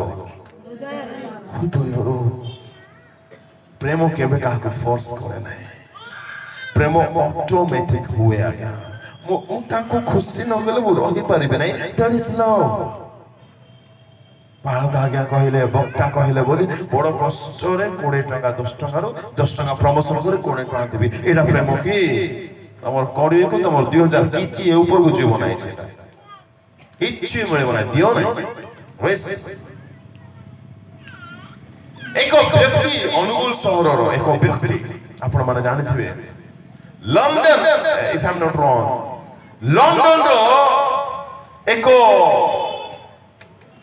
ରାଜକନ୍ୟାଙ୍କୁ ପ୍ରେମ କଲେ ଶୁଣିଥିବେ ରିସେଣ୍ଟଲି ନ୍ୟୁଜରେ ହୁଏତ ଏତେ ପ୍ରେମରେ ପାଗଳ ହେଇଗଲେ ଲଣ୍ଡନ ଚାଲିଗଲେ ରାଜଦରବାର ମଧ୍ୟରେ ରାଜପ୍ରାସାଦରେ ବହୁତ ବଡ ଉଦ୍ୟାନ ଥିଲା ସେହି ଉଦ୍ୟାନ ମଧ୍ୟରେ ଜାମୁକୋଳି ଜାଣନ୍ତି କଣ କହନ୍ତି ଜାମୁକୋଳି ଠିକ ଅଛି ଜାମୁକୋଳି ଗଛରେ ରହି 3 ବର୍ଷ କ୍ଷେପଣ କରିଛନ୍ତି ଭାବନ୍ତୁ ପ୍ରେମ କେମିତିଆ ବିଷୟ ଅଟେ ଆଫଗାନିସ୍ତାନରୁ ଓଡ଼ିଶାକୁ ସାଇକ୍ଲିଂ କରି ଗୋଟେ ବ୍ୟକ୍ତି ପଳେଇ ଆସିଲେ ପ୍ରେମ କରୁଥିବାର ପ୍ରେମ ଆପଣା ପ୍ରେମିକଙ୍କୁ ବା ପ୍ରେମିକାଙ୍କୁ କିପରି ସନ୍ତୁଷ୍ଟ କରିବି ତାହା ଖୋଜୁଥାଏ ଯେଉଁଦିନ ପରମେଶ୍ୱର ମୋତେ ଜାଣିବା ପାଇଁ ଦେଲେ ଷ୍ଟିଫେନ ମୁଁ ତୋତେ ପ୍ରେମ କରୁଛି ନର୍ମାଲଟା ନାହିଁ ବୁଝିବା ପାଇଁ ଦେଲେ what did he actually did for me do for me କଣ ସେ ପ୍ରକୃତରେ କଲେ ପ୍ରେମ କରିବା ଦ୍ୱାରା ଯେବେ ପ୍ରଭୁ ମୋତେ ବୁଝିବା ପାଇଁ ଦେଲେ କଣ ଥିଲା ମୋର ଜୀବନ କଣ ଥିଲା ସେ ସମୟ ସବୁ ତ୍ୟାଗ କଲେ ଆସିଲି ପ୍ରଭୁଙ୍କ ସେବା ପାଇଁ ଆପଣ ରହିପାରିବେ ପୃଥିବୀର ଜଗତର ବିଶ୍ୱର ମାଲିକ ଆଜି ଆମମାନଙ୍କୁ ଆହ୍ୱାନ ଦଉଛନ୍ତି ମୁଁ ତୁମକୁ ପ୍ରେମ କରୁଛି ତାଙ୍କ ପ୍ରେମର ବାଣୀ ଶୁଣିବା ପାଇଁ ଆମକୁ ଟାଇମ ମଧ୍ୟ ନାହିଁ କି କାନ ମଧ୍ୟ ନାହିଁ କି ଇଚ୍ଛା ମଧ୍ୟ ନାହିଁ ପ୍ରେମ ନ କରି ରହିପାରିବେ ନାହିଁ ତାଙ୍କ ପ୍ରେମକୁ ଯଦି ଆପଣ ବୁଝିବେ ଆଉ ବଡ କଥା ଏହା ହଉଛି ତାଙ୍କ ଆଗମନକୁ ନିତ୍ୟ ହବା ପାଇଁ ଯଦି ଆପଣଙ୍କ ଠାରେ ପ୍ରେମ ନାହିଁ ଆପଣ କେବେ ମଧ୍ୟ ତାଙ୍କୁ ପ୍ରେମ କରିପାରିବେ ନାହିଁ ଆଉ ତାଙ୍କ ସହିତ ଯଦି ପ୍ରେମ ସମ୍ଭବ ନାହିଁ ଆପଣ ତାଙ୍କ ଠାରେ ନଥିବେ ନଥାଇକି ଯଦି ମରି ଯାଇଥିବେ ସେ ଆସିବା ବେଳେ ଆପଣ ଉଠକୁ ନିତ୍ୟ ହୋଇପାରିବେ ନାହିଁ କେତେ ଗୋଟି ହେଲା 3 ଗୋଟି 4 ନମ୍ବର ପ୍ରେମ ଯଦି ଥିବ ଆମେ ଯାହାକୁ ପ୍ରେମ କରିବା ତାଙ୍କ ନିମନ୍ତେ ଯଥେଷ୍ଟ ସମୟ ବାହାର କରିବା ହଁ କି ନାହିଁ ମୁଁ ସକାଳୁ କହୁଥିଲି ସ୍ପେଶାଲ ମିଟିଂ ୟଙ୍ଗ ମାନଙ୍କର କେତେବେଳେ ଷ୍ଟାର୍ଟ ହୁଏ ଦିନ ନା ରାତି କେତେବେଳେ ଯା ହଉ ଏ ସବୁ ମନେ ରହୁ ହଁ ବାକ୍ୟ ଭୁଲି ଯାଅ ନାଇଁ ଥ୍ୟାଙ୍କ ୟୁ ସପୋର୍ଟ କଲେ ଧନ୍ୟବାଦ ରାତି 11ଟା ବେଳକୁ କଲ୍ ଆସେ ମିନିମମ୍ 1 2 3ଟା ମଧ୍ୟ ହେଇଯାଏ କାହିଁକି ଆଖି ମାଡ଼ି ପଡୁଥିଲେ ମଧ୍ୟ ନିଦ ହେଉନାହିଁ ଆଜି ୟଙ୍ଗ ମାନଙ୍କୁ କାହିଁକି ପ୍ରେମ ପାଗଳ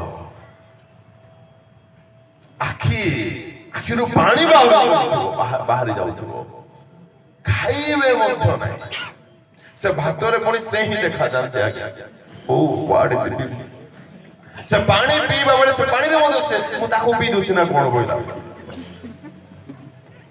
ପାଠ ବହିରେ ମଧ୍ୟ ସିଏ ଦର୍ପଣ ସାମ୍ନାରେ ସେ ନାହାନ୍ତି ସେ ମୁଁ କାଛି ସାମ୍ନାରେ ମାନେ ଆଖି ଯୋଉଆଡେ ଦେଖୁଛି ସେଆଡେ କିଏ ଦେଖା ଯାଉଛନ୍ତି ଆଙ୍କର ପ୍ରେମିକା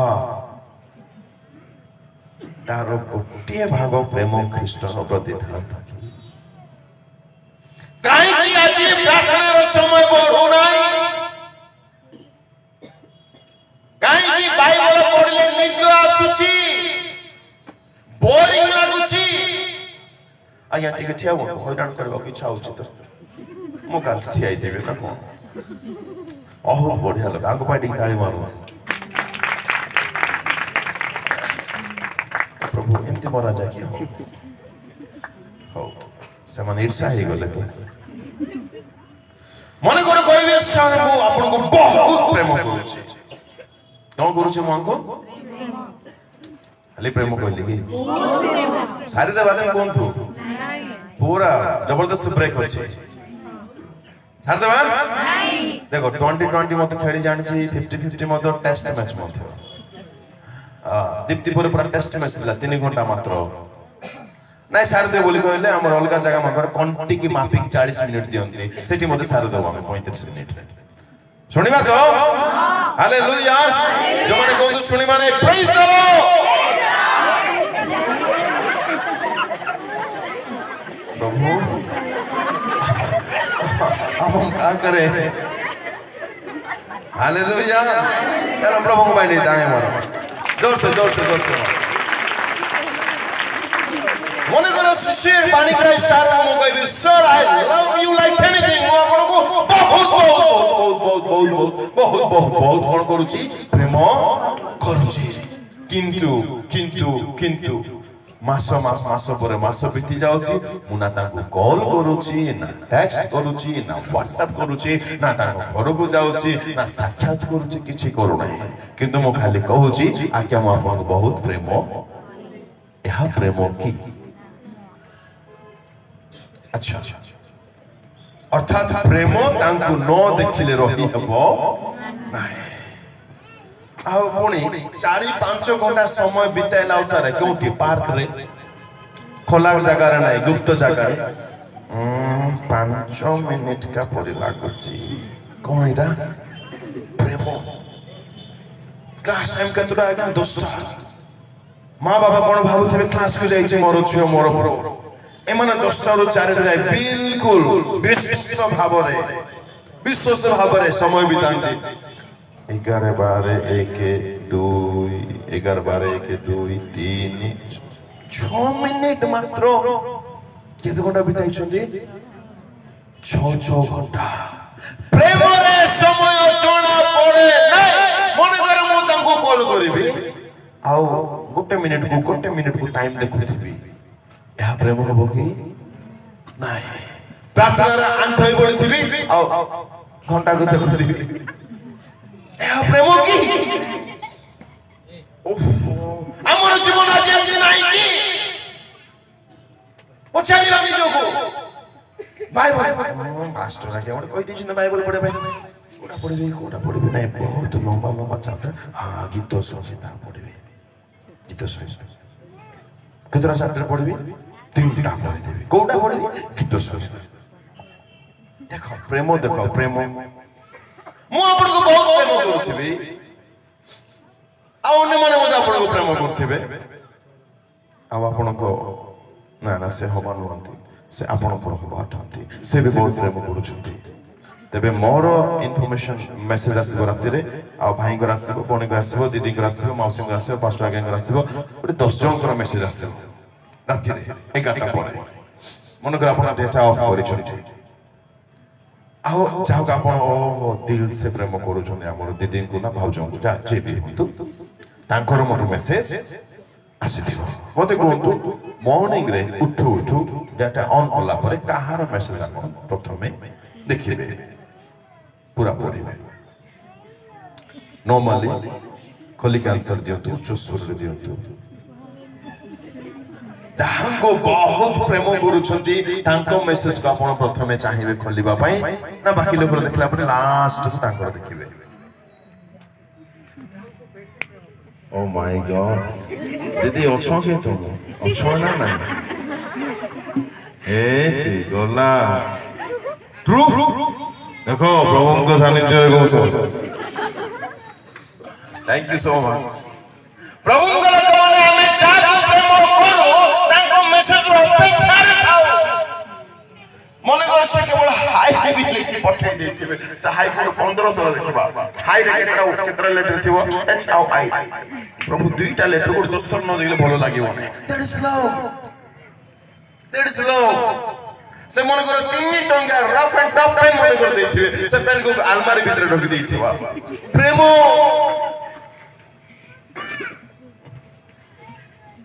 कोरे दिन कोरे बहुत कांदुची मो पछाले बाबू कौन है नहीं सर मोर पैन कैप देखा जाओ ओ तेरी तोर पैन कैप देखा न गले तो कांदुची परे मो जानि बाबू पाइली से पेन मिलिथिला तांगर सुआ थारु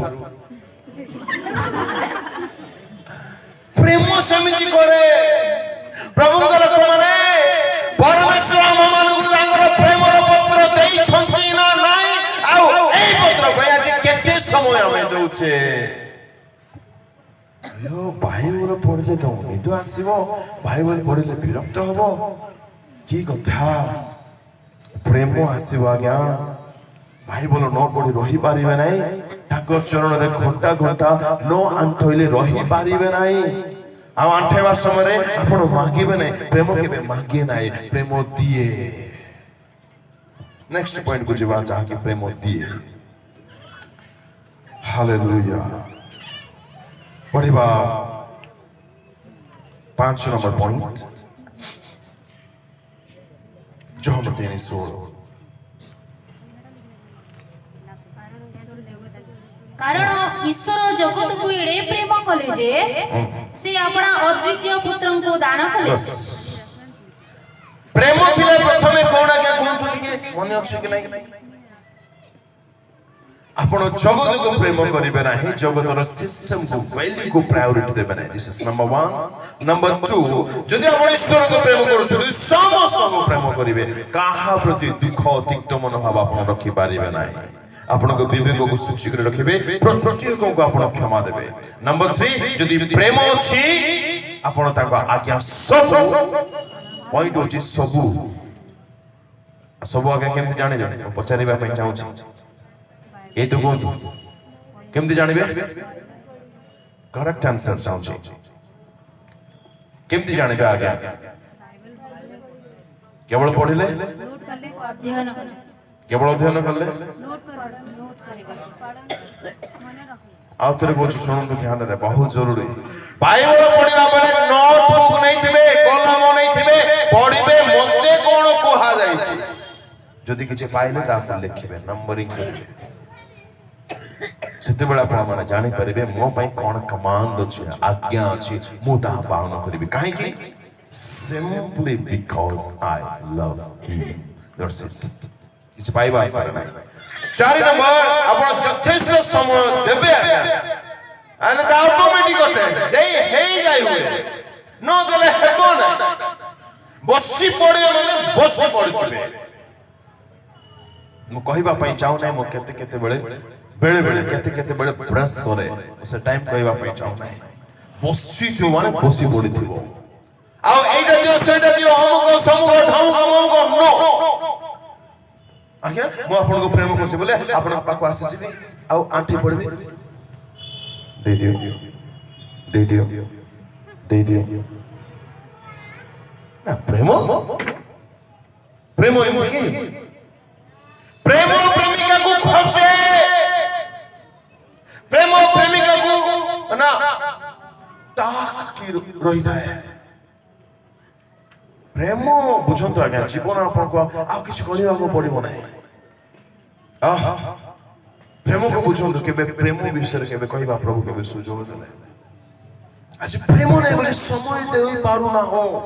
ପ୍ରାର୍ଥନାରେ, ବାଇବଲରେ, ମେସେଜରେ, ଚର୍ଚ୍ଚରେ, ଗିର୍ଜାରେ, ଫେଲୋशिपରେ ପ୍ରେମ ଆସିବ। ବାଇବଲ ପାଇଁ ଟାଇମ୍ ଦେବେ, ବାଇବଲ ପାଇଁ ଟାଇମ୍ ଦେବେ, ବାଇବଲ ଭିତରେ ରହିବ, ବାଇବଲ ଭିତରେ ରହିବ, ତାର ପାୱାର ଦେଖାଇବ, ଆପଣ ପାପ କରିପାରିବେ ନାହିଁ। ବହୁତ ପାୱାରଫୁଲ ଅଟେ ପ୍ରେମ। ଏନିୱେ 4 ନମ୍ବରର ପଏଣ୍ଟ ହଉଛି ଆପଣ ଯଥେଷ୍ଟ ସମୟ ଦେବେ ଯଦି ପ୍ରେମ ଥିବ। 5 ନମ୍ବର, ଆପଣ ନିରବ ରହିପାରିବେ।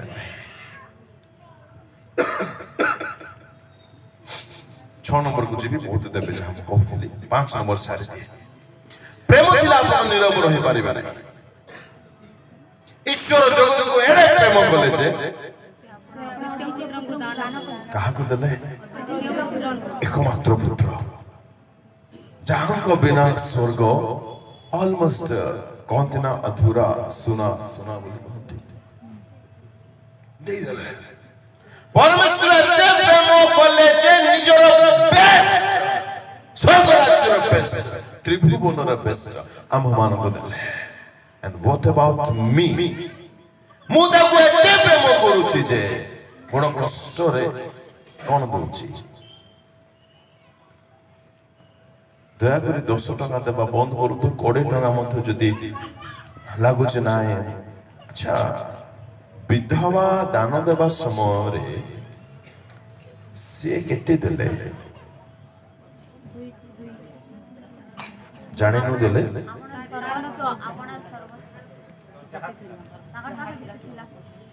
ଅନାଟନ ଅବସ୍ଥାରେ ପ୍ରାଣ ବଞ୍ଚାଇବା ପାଇଁ ଯାହା ଥିଲା ଦେଇଦେଲେ।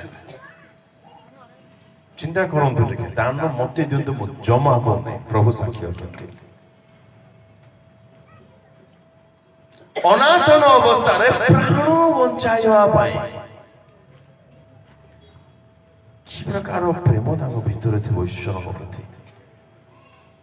ଆଉ ଗୋଟେ ବଡ ବିଚିତ୍ର କଥା ଆଜ୍ଞା, ଆପଣ ମାନେ ସକ୍ ହେବେ କି ନାଇଁ ମୁଁ ଜାଣି ନାହିଁ, ମତେ ବଡ ଆଶ୍ଚର୍ଯ୍ୟ କଲା। ପ୍ରଭୁ ଯୀଶୁ ତାକୁ ଭଲ ଭାବରେ ଦେଖୁଥିଲେ। କାହାକୁ? କେଉଁମାନଙ୍କୁ? ଯେଉଁମାନେ ଆସୁଛନ୍ତି ଆଉ ଦାନ ଦଉଛନ୍ତି। ହେଲେ ଯୀଶୁ ଲୋଭିକି ବୁଝା ପଡୁଛି। କଣ ଭାବୁଛନ୍ତି? ପ୍ରେମ ନ ଦେଲେ ରହିହେବ ନାହିଁ। ମୁଁ ଯେତେବେଳେ ସେବାକୁ ଆସିବା ପୂର୍ବରୁ କାମ କରୁଥାଏ, ବିଭିନ୍ନ ବିଷୟ ପାଇଁ ମୁଁ ଟଙ୍କା ରଖିଥିଲି। ବହୁତ ବଡ ବଡ ଟଙ୍କା କଥା କହୁନାହିଁ ମୁଁ, ଯାହା ମୋ ଦ୍ୱାରା ସକ୍ଷମ ହେଇପାରିବ। ମନେକର ପ୍ରଭୁଙ୍କ ଦାସ ଆସିବେ ଭିଜିଟରେ, ତାଙ୍କ ପାଇଁ ଅଲଗା, ଦାନ ପାଇଁ ଅଲଗା, ଅଫରିଂ ଅଲଗା, ନୈବେଦ୍ୟ ଅଲଗା, ପରମେଶ୍ୱରଙ୍କ ସେବା ପାଇଁ ଅଲଗା, ଯେତେ ସମ୍ଭବ। ଆରେ ଭାଇ, ତାଙ୍କେ ଦେଇଛନ୍ତି, ତାଙ୍କର ତାଙ୍କୁ ଦେବା ପାଇଁ ଲାଜ ଲାଗିବା କଥା। ସେଟା ମଧ୍ୟ ଲାଜ ଠାରୁ ବହୁତ ବଢିକରି ଆମେ ଏତେ ଅଳ୍ପ ଦଉଛେ। ପ୍ରେମ ପ୍ରେମ ପ୍ରେମ ପ୍ରେମ ପ୍ରେମ ଥିଲେ ସବୁ କରି ହୁଏ। ପ୍ରେମ ଥିଲେ ଆପଣ ଜମା ନୀରବ ରହିପାରିବେ ନାହିଁ। କିପରି? ହାମାନ ମର୍ଦ୍ଦୋଖାଇ ଏବଂ ସମସ୍ତ ଯିହୁଦୀ ମାନଙ୍କ ବିରୁଦ୍ଧରେ ଷଡ଼ଯନ୍ତ୍ର ରଚନା କଲେ। ଶୁଣନ୍ତୁ ଧ୍ୟାନରେ, ବଡ଼ ଚକ୍ରାନ୍ତ କଲେ। ଏଇ ମର୍ଦ୍ଦୋଖାଇ ମୋତେ ପ୍ରଣାମ କରୁନାହିଁ। ମୁଣ୍ଡ ଗରମ ହେଇଯାଉଛି ହାମାନର। ସେ ବଡ଼ ଅଧିପତି ଥିଲେ, ପ୍ରଧାନ ଅଧିପତି ଥିଲେ, ରାଜାଙ୍କ ପରେ ପରେ ସେ ମହାନ ଥିଲେ। କିନ୍ତୁ ମର୍ଦ୍ଦୋଖାଇ ତାଙ୍କୁ ପ୍ରଣାମ କରୁନାହାନ୍ତି, ନତମସ୍ତକ ହେଉନାହାନ୍ତି ତାଙ୍କ ସମ୍ମୁଖରେ। ହାମାନ ଚିନ୍ତା କଲେ, ମୁଁ ୟାଙ୍କୁ ମାରିବି, ଆଉ ୟାଙ୍କୁ ମାରିଲେ ମୁଁ ସନ୍ତୁଷ୍ଟ ହେବି ନାହିଁ, ଆଙ୍କ ସହିତ ତାଙ୍କର ସବୁ ବଂଶକୁ, ଯିହୁଦୀ ବଂଶକୁ ମାରି ଦେବେ, ସମୂଳେ ବିନାଶ ହେବେ।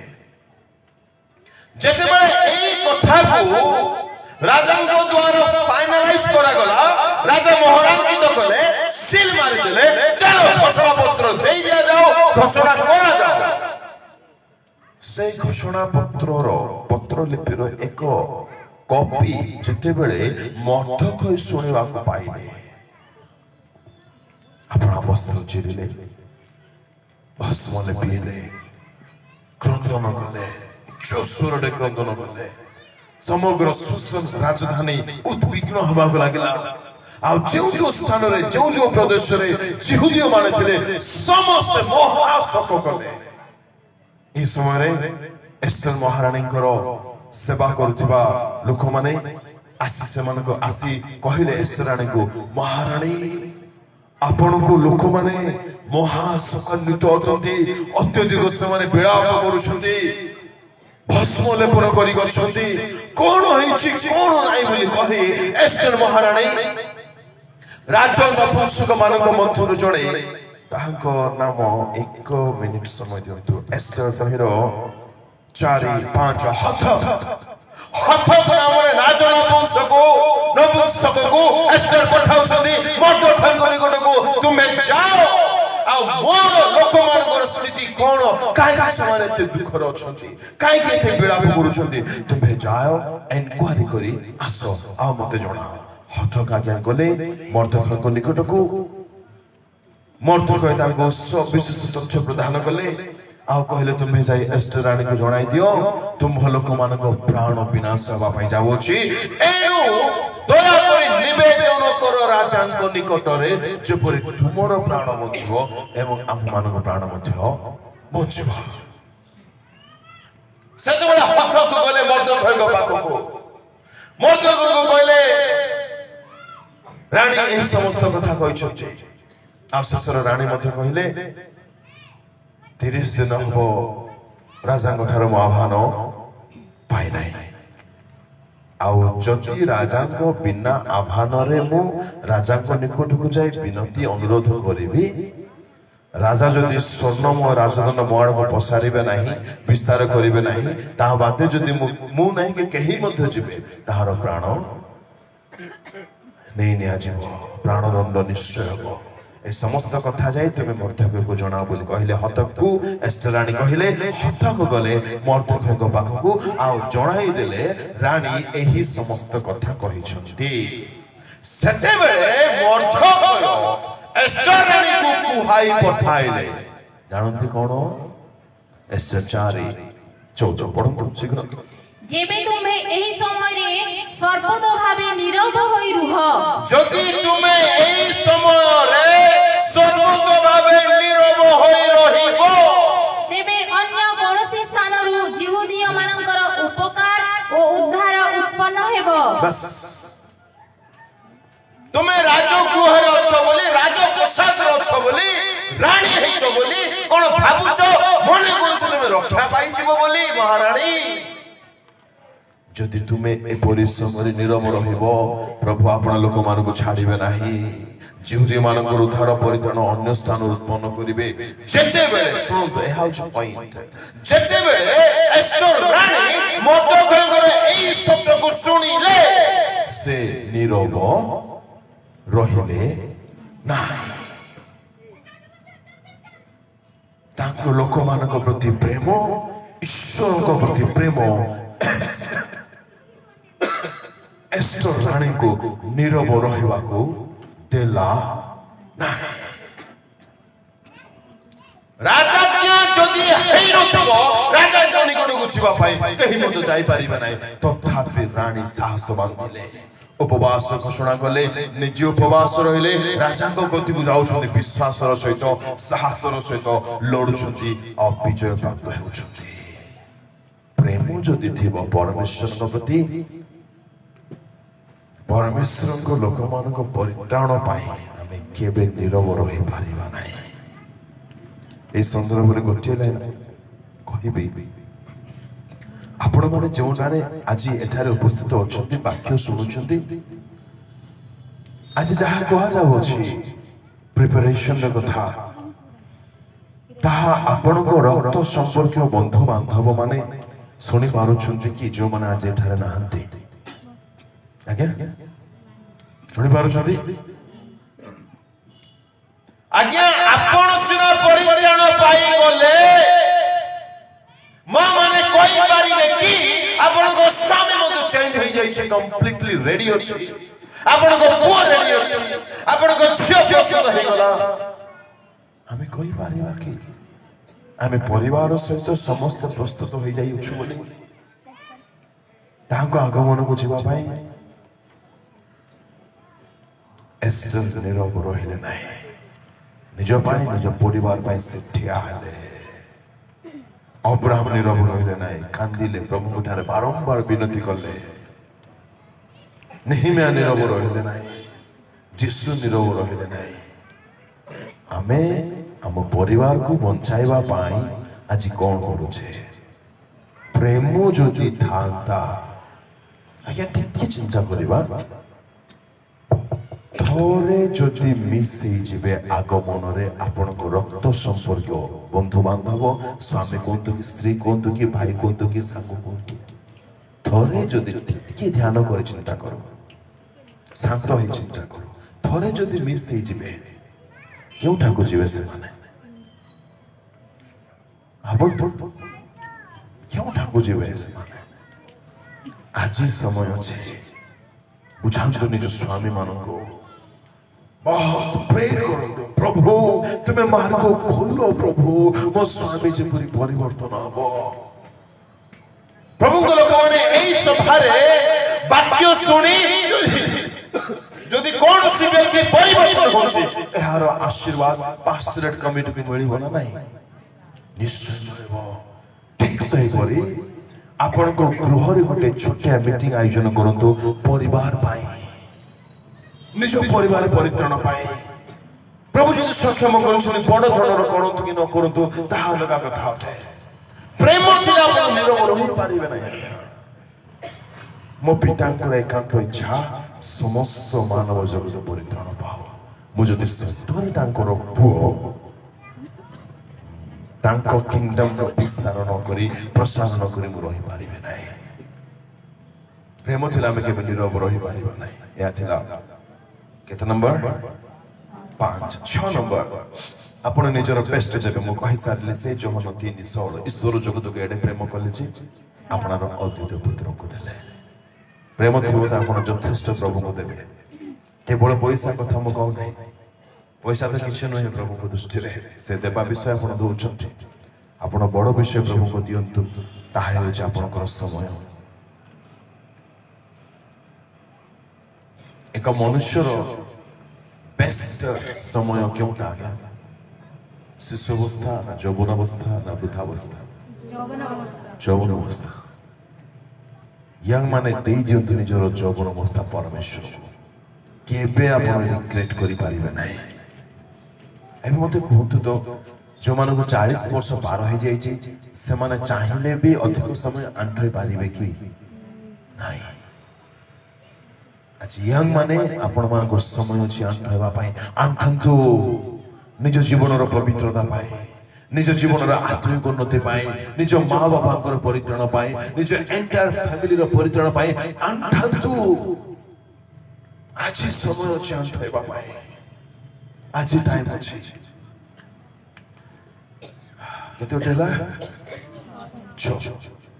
7 ନମ୍ବର ଏଟା ବହୁତ ଗୁରୁତ୍ୱପୂର୍ଣ୍ଣ ବିଷୟ ଅଟେ।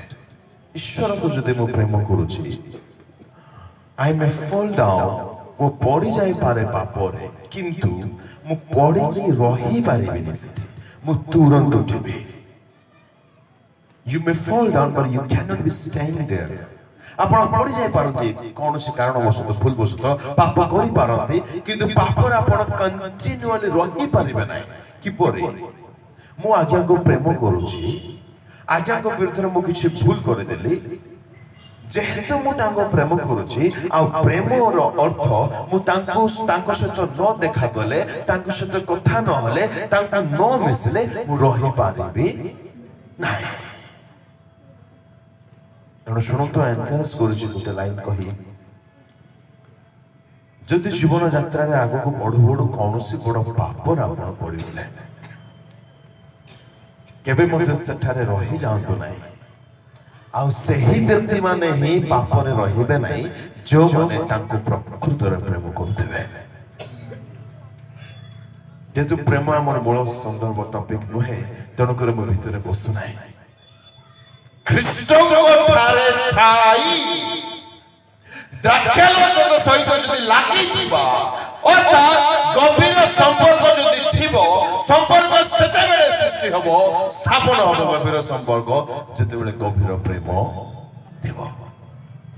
ଆଉ ଈଶ୍ୱରଙ୍କୁ ଗଭୀର ପ୍ରେମ କରିବାର ଅର୍ଥ, ତମର ଚିହ୍ନ ଗୁଡ଼ିକ ଏହି ସମସ୍ତ ଚିହ୍ନ ମୁଖ୍ୟତଃ ଆପଣମାନଙ୍କର ଶୁଣିବା ପାଇଁ ଚାହିଁବି। କଣ କଣ ଆଜି ଆମେ ଶିଖିଲୁ, କେତେ ଗୋଟେ ଚିହ୍ନ ଶିଖିଲୁ? ମୁଁ ବହୁତ କଥା କହିବି ଭାବିଥିଲି କିନ୍ତୁ ସମୟ ହଉନାହିଁ। ହଁ, ପ୍ରଥମ ଚିହ୍ନ, ମୁଁ ତାଙ୍କୁ ପ୍ରେମ କରୁଛି।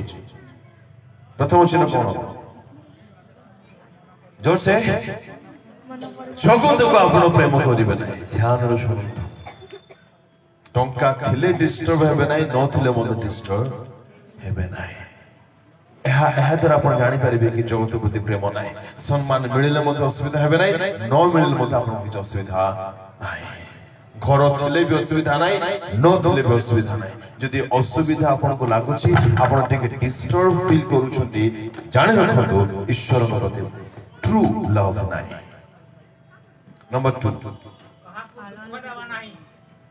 ଯଦି ପ୍ରେମ ଥିବ ଈଶ୍ୱରଙ୍କ ପ୍ରତି, ଆପଣ ପ୍ରତ୍ୟେକଙ୍କୁ ପ୍ରେମ କରିବେ, କାହାକୁ ଦୁଃଖ ଦେଇପାରିବେ ନାହିଁ, କାହା ପ୍ରତି ତିକ୍ତ ଭାବ ରଖିପାରିବେ ନାହିଁ। ନମ୍ବର 3,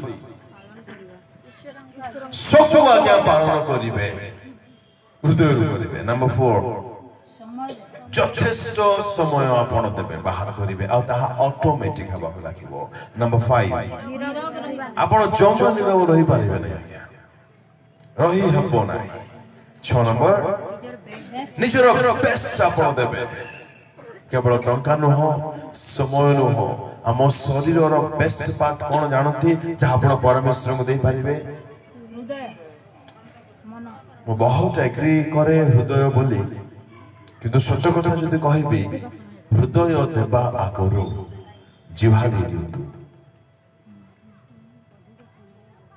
ଜିହ୍ବା 2 ଦିନ ପ୍ରଭୁଙ୍କୁ ଜିହ୍ବା ଦେଇକି ଦେଖନ୍ତୁ, ହୃଦୟ ଅଟୋମେଟିକ ଦେଇ ହେଇଯିବ, ଦେଇ ଯାଇଥିବ। ନିଶ୍ଚୟ ହୃଦୟ ଦେଇ ହୁଏ ନାହିଁ। ତା ବହୁତ ଆକ୍ୟୁରେଟ ଆନ୍ସର କହିଲେ କମ ଲୋକମାନେ ସେଇ ଷ୍ଟାଣ୍ଡାର୍ଡକୁ ବୁଝିପାରିଛନ୍ତି, ସେ ଷ୍ଟାଣ୍ଡାର୍ଡ ଅଛନ୍ତି। ଏଣୁ ହୃଦୟ ଦେଉଛି ବୋଲି କହିବା ଆଗରୁ ପ୍ରଭୁ this is my turn, you please take it. ମନେ କରନ୍ତୁ ଏହି ମୋବାଇଲକୁ, ଏହି କର୍ଚିପକୁ ମନେକର ମୁଁ ସାରଙ୍କୁ ଦେଇଦେବି, ତେବେ ମୋର ଇଚ୍ଛା ଅନୁସାରେ ମୁଁ ମୋବାଇଲ ଆଉ ୟୁଜ କରିପାରିବି କି ନାହିଁ? ଜିହ୍ବା ଥରେ ଦେଇକି ଦେଖନ୍ତୁ ପ୍ରଭୁଙ୍କୁ, ଆପଣଙ୍କ ଘର ସ୍ୱର୍ଗୀୟ ଘର ହେଇଯିବ। ଆଜ୍ଞା ଆପଣ ତ ରାଗି ପାରିବେ ନାହିଁ, ମିଛ କହିପାରିବେ ନାହିଁ, ଗାଳି କରିପାରିବେ ନାହିଁ, ଈର୍ଷା କରିପାରିବେ ନାହିଁ, ବଚସା ବିଚାର କରିପାରିବେ ନାହିଁ, ନିନ୍ଦା କରିପାରିବେ ନାହିଁ। ଆଜି ଗୃହ ମଧ୍ୟରେ ଝଗଡା ହେବା ପଛରେ ମୂଳ ଭୂମିକା କିଏ ନେବାଏ? ଜିହ୍ବା। ଜିହ୍ବା ନେବାଏ। ଜିହ୍ବାକୁ ଟିକେ ଦିଅନ୍ତୁ ପ୍ରଭୁଙ୍କୁ, ଯାହା ଆପଣଙ୍କର ବେଷ୍ଟ ପାର୍ଟ ଅଟେ ବଡିର। ଦ୍ୱିତୀୟ ବେଷ୍ଟ ପାର୍ଟ କେହି ତ କୁହନ୍ତୁ, ଜାଣିଛନ୍ତି? ଆଜ୍ଞା ଶରୀରର ବେଷ୍ଟ ପାର୍ଟ ଯାହା ପ୍ରଭୁଙ୍କୁ ଦେଇଦେବା କଥା। ଚକ୍ଷୁ, ଆଖି। କଣ ନ କରୁଛେ ଏ ଆଖି? ବାକ୍ୟ ବାହାର କରି ଶୁଣିବା ପାଇଁ ମୋବାଇଲ ବାହାର କରିଲ, ବାକ୍ୟ ଟିକେ ଶୁଣିବ। କାହା ସାହାଯ୍ୟରେ ବାକ୍ୟ ତମେ ଦେଖିବ? ମୋବାଇଲ। ଆଖି। କଣ ପାଇଁ ମୋବାଇଲ ବାହାର କରିଛ? ବାକ୍ୟ। ବାକ୍ୟ କଣ ଶୁଣିବ? ୟୁଟ୍ୟୁବ କୁ ଯାଉ ସେଠି ଯାହା ଅଛି ଗୋଟିଏ କରି ଚାଲିଛି। ଘଣ୍ଟା ପାର ହେଲାଣି, ସେ ବାକ୍ୟ ଶୁଣିବାର ନାହିଁ କି ମୋବାଇଲ ଦେଖିବା ବନ୍ଦ ହେବାର ନାହିଁ। ଏପରି ଭୟଙ୍କର ବିଷୟଟା ଆମର ଚକ୍ଷୁ।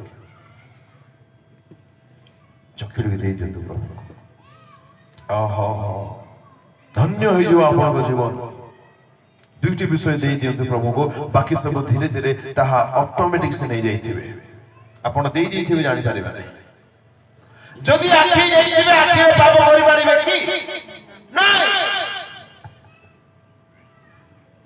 ଭୟଙ୍କର କଥାଟା, ଆଖିରେ କଣ ନ କରୁଛେ ଆମେ, ଜିହ୍ବାରେ କଣ ନ କରୁଛେ। ହାଲେଲୁୟା। ପ୍ରଭୁଙ୍କ ଲୋକମାନେ, ଏହା ଥିଲା ପ୍ରଭୁଙ୍କୁ ନିଜର ବେଷ୍ଟ ଦଉ। କେବଳ ଟଙ୍କା କଥା କହୁନାହିଁ, ଟଙ୍କା ଯେତେ ପାରିବେ ସେତେ ଦିଅନ୍ତୁ ପ୍ରଭୁଙ୍କୁ। ସମସ୍ତଙ୍କୁ ବୁଝା ପଡିବ ନାହିଁ, କିନ୍ତୁ ବୁଝନ୍ତୁ, ପର୍ସନାଲ ବିଶ୍ୱାସ। ପ୍ରଭୁ ଟଙ୍କା ଯେଉଁମାନେ ଦିଅନ୍ତି ସେମାନଙ୍କ ଠାରେ ପ୍ରଭୁ ସନ୍ତୁଷ୍ଟ ଅଟନ୍ତି। ଜାଣନ୍ତି ଏ କଥା?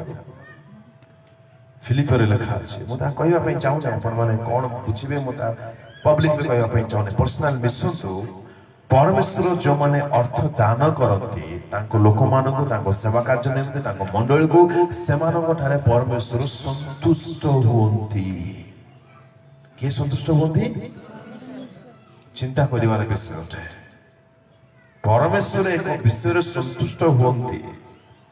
ଦରିଦ୍ରକୁ ଦାନ କଲେ ଆପଣ ସଦାପ୍ରଭୁଙ୍କୁ ଋଣ ଦିଅନ୍ତି। Have you ever pondered about it? କେବେ ଚିନ୍ତା କରିଛନ୍ତି? ଏନେବେ 7 ନମ୍ବର ଥିଲା, ଆପଣ ପଢିଯିବେ।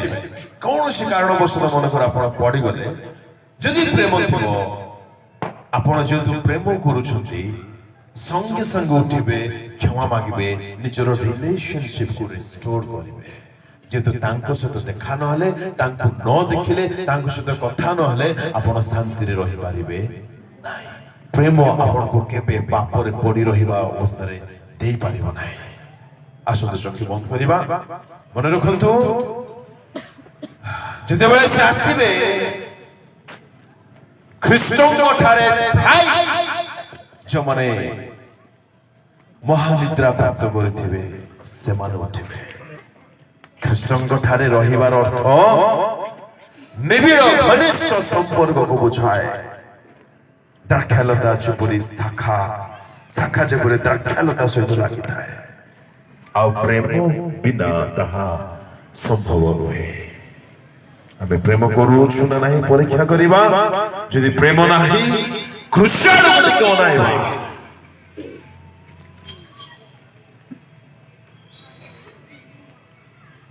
କେହି ଜଣେ ଛୁରୁଛନ୍ତି କୃଷ୍ଣରେ, କାହା ଲାଗି ସେ ଝୁଲିଲେ? ଅନେକ ସମୟରେ ପରେ ମନେ ହୁଏ ମତେ ଆଉ କଣ କରିବା ବାକି ରହିଗଲା ଯେ ତୁମେ ମୋର ପ୍ରେମକୁ ବୁଝିପାରିଲ ନାହିଁ। ସବୁ ଚକ୍ଷୁ ବନ୍ଦ ହଉ, ଅଳ୍ପ ସମୟ କୃଷ୍ଣକୁ ଦେଖୁ ନା। ଆଜି ମୁଁ କାହିଁକି ଆତ୍ମିକ ହୋଇପାରୁନାହିଁ? ଆଜି କାହିଁକି ବାଇବେଲ ପଢ଼ିବା ପାଇଁ ମତେ ମନ ହେଉନାହିଁ? ଆଜି କୃଷ୍ଣଙ୍କ ସେବା ନିମନ୍ତେ ମୋର ଅବଦାନ କଣ ରହିଛି? ପ୍ରେମ ଯାହାଙ୍କ ଠାରେ ଥିବ ସେହି ବ୍ୟକ୍ତି କଦାପି ନିରବ ରହିପାରିବେ ନାହିଁ। ଆଜ୍ଞା,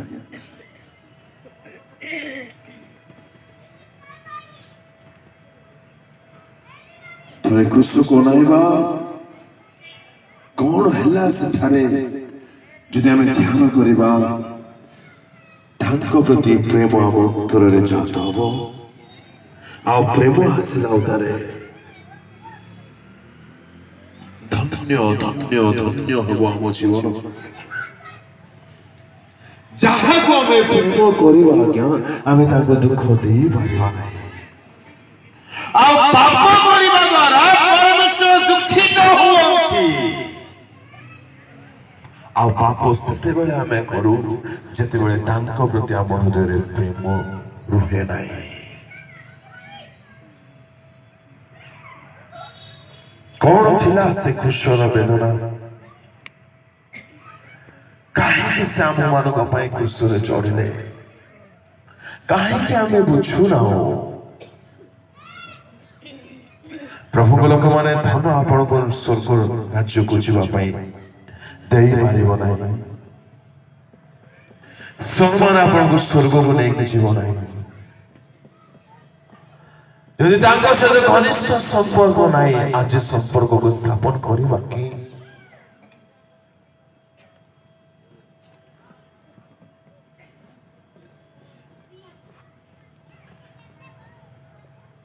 ଆଜ୍ଞା, ଭଲ ଲୋକମାନଙ୍କୁ ସମସ୍ତେ ଭଲ ପାଆନ୍ତି।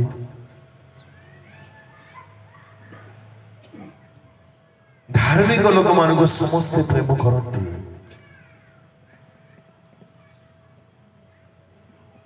ଉତ୍ତମ ଲୋକମାନଙ୍କୁ ସମସ୍ତେ ପ୍ରେମ କରିବେ। ଆଜ୍ଞା,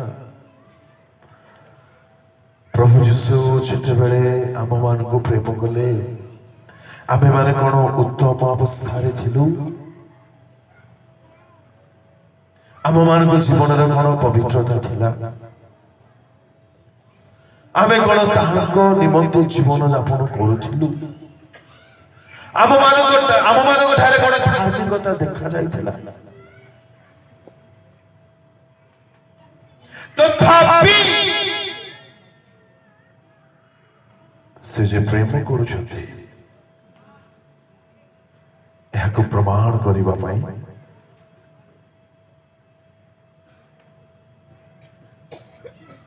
ଆକାଶ ପୃଥିବୀ ମଧ୍ୟ ଭାଗରେ ଝୁଲିଲେ।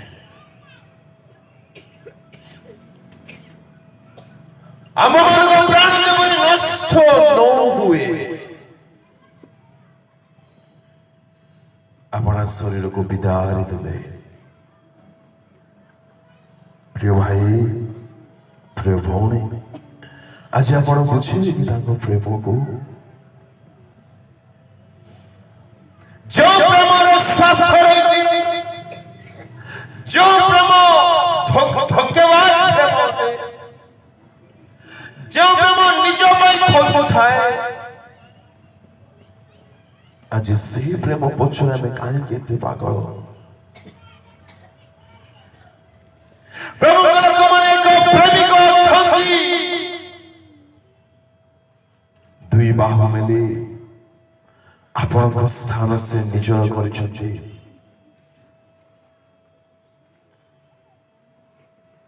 ବହୁତ ବେଦନା ହେଉଥାଏ ତାଙ୍କୁ। ଏପରି ବେଦନା ବେଳେ ମଧ୍ୟ ସେ ନିଜ ଚିନ୍ତା ନ କରି ପିତାଙ୍କ ଠାରେ ଅନୁରୋଧ କରୁଛନ୍ତି, ହେ ପିତା, ଏମାନେ କଣ କରୁଛନ୍ତି ପ୍ରଭୁ ଜାଣନ୍ତି ନାହିଁ, ତୁମ୍ଭେ ଦୟା କରି କ୍ଷମା କର।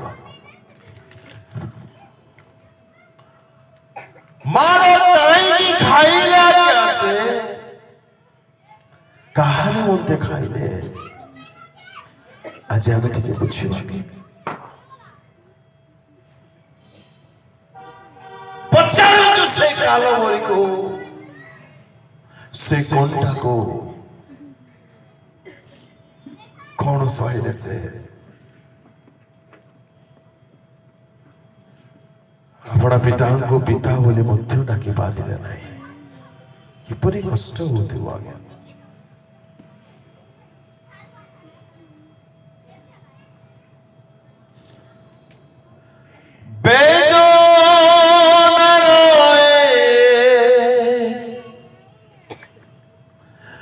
গুহারি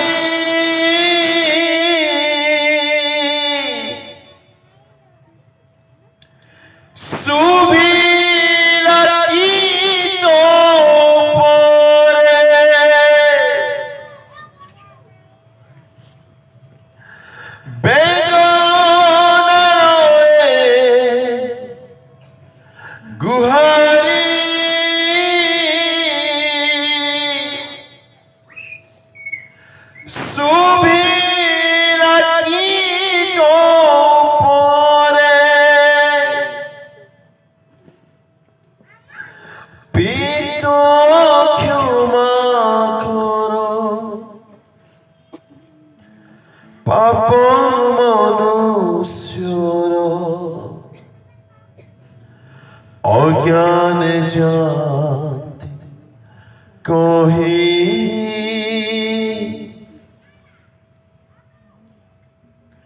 পিত ক্ষমা কর পাপ মনুষ্যর অজ্ঞানে জাতি কহি কালবরি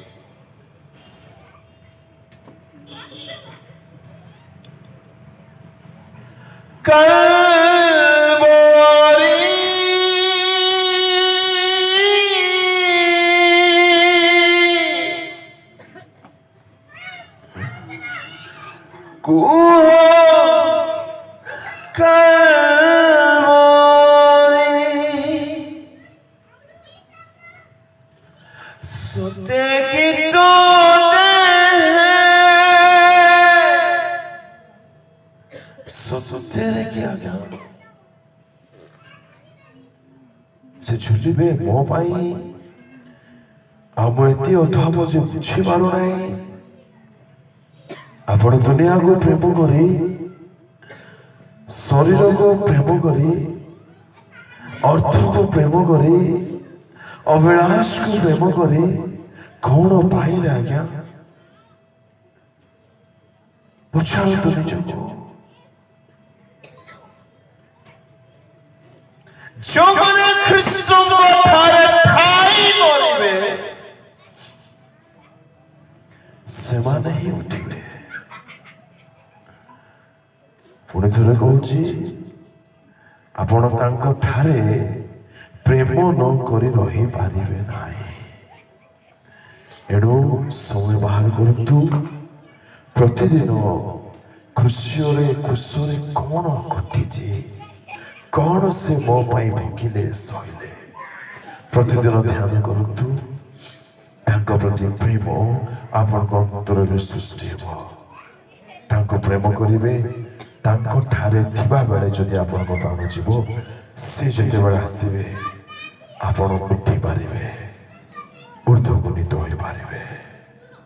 ଆସନ୍ତୁ ସମର୍ପିତ ହୋଇ ପ୍ରାର୍ଥନା କରିବା। ସର୍ବଶକ୍ତିମାନ ପରମେଶ୍ୱର ପ୍ରଭୁ, ଅନେକ କଥା ଜାଣିବାକୁ ଦେଲ, ଧନ୍ୟବାଦ କରୁଛି ପ୍ରଭୁ। ତାହା ହୃଦୟଙ୍ଗମ କରିବା ପାଇଁ ଦିଅ, ଜଗତର ପ୍ରେମରେ ନ ପଡ଼ିବା ପାଇଁ। ଯେଉଁ ବିଷୟକୁ ଜଗତର ଲୋକମାନେ ପ୍ରଭୁ ଉଚ୍ଚ ଶ୍ରେୟସ୍କର ମନେ କରୁଛନ୍ତି, ମତେ ତାହା ନ କରିବା ପାଇଁ ଦିଅ ପ୍ରଭୁ। ମୋ ପ୍ରାଣ ଏପରି ବିନଷ୍ଟ ନ ହେଉ, ଏହିପରି ତମେ କରୁଣା କର ପ୍ରଭୁ। ଯେତେ ଲୋକମାନେ ଆଜିର ବାକ୍ୟ ଶୁଣିଲେ ଜାଣିବା ପାଇଁ ଦିଅ ପ୍ରଭୁ।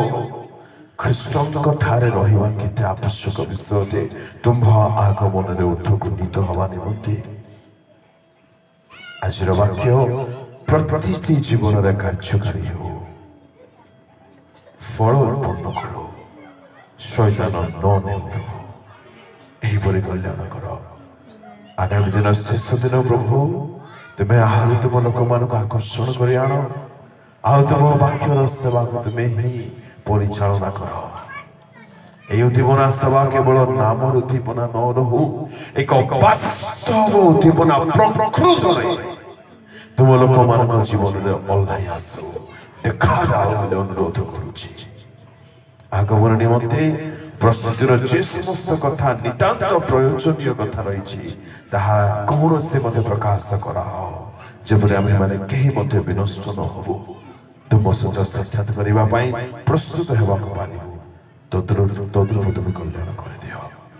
ତୁମ ହସ୍ତରେ ପ୍ରତ୍ୟେକଙ୍କୁ ଆଗାମୀ ପ୍ରତିଟି ସେସନକୁ ସମର୍ପି ଦେଇ ଧନ୍ୟବାଦ ସହିତ ପ୍ରାର୍ଥନା ଯୀଶୁଙ୍କ ନାମରେ ମାଗିଲି, ଆମେନ୍।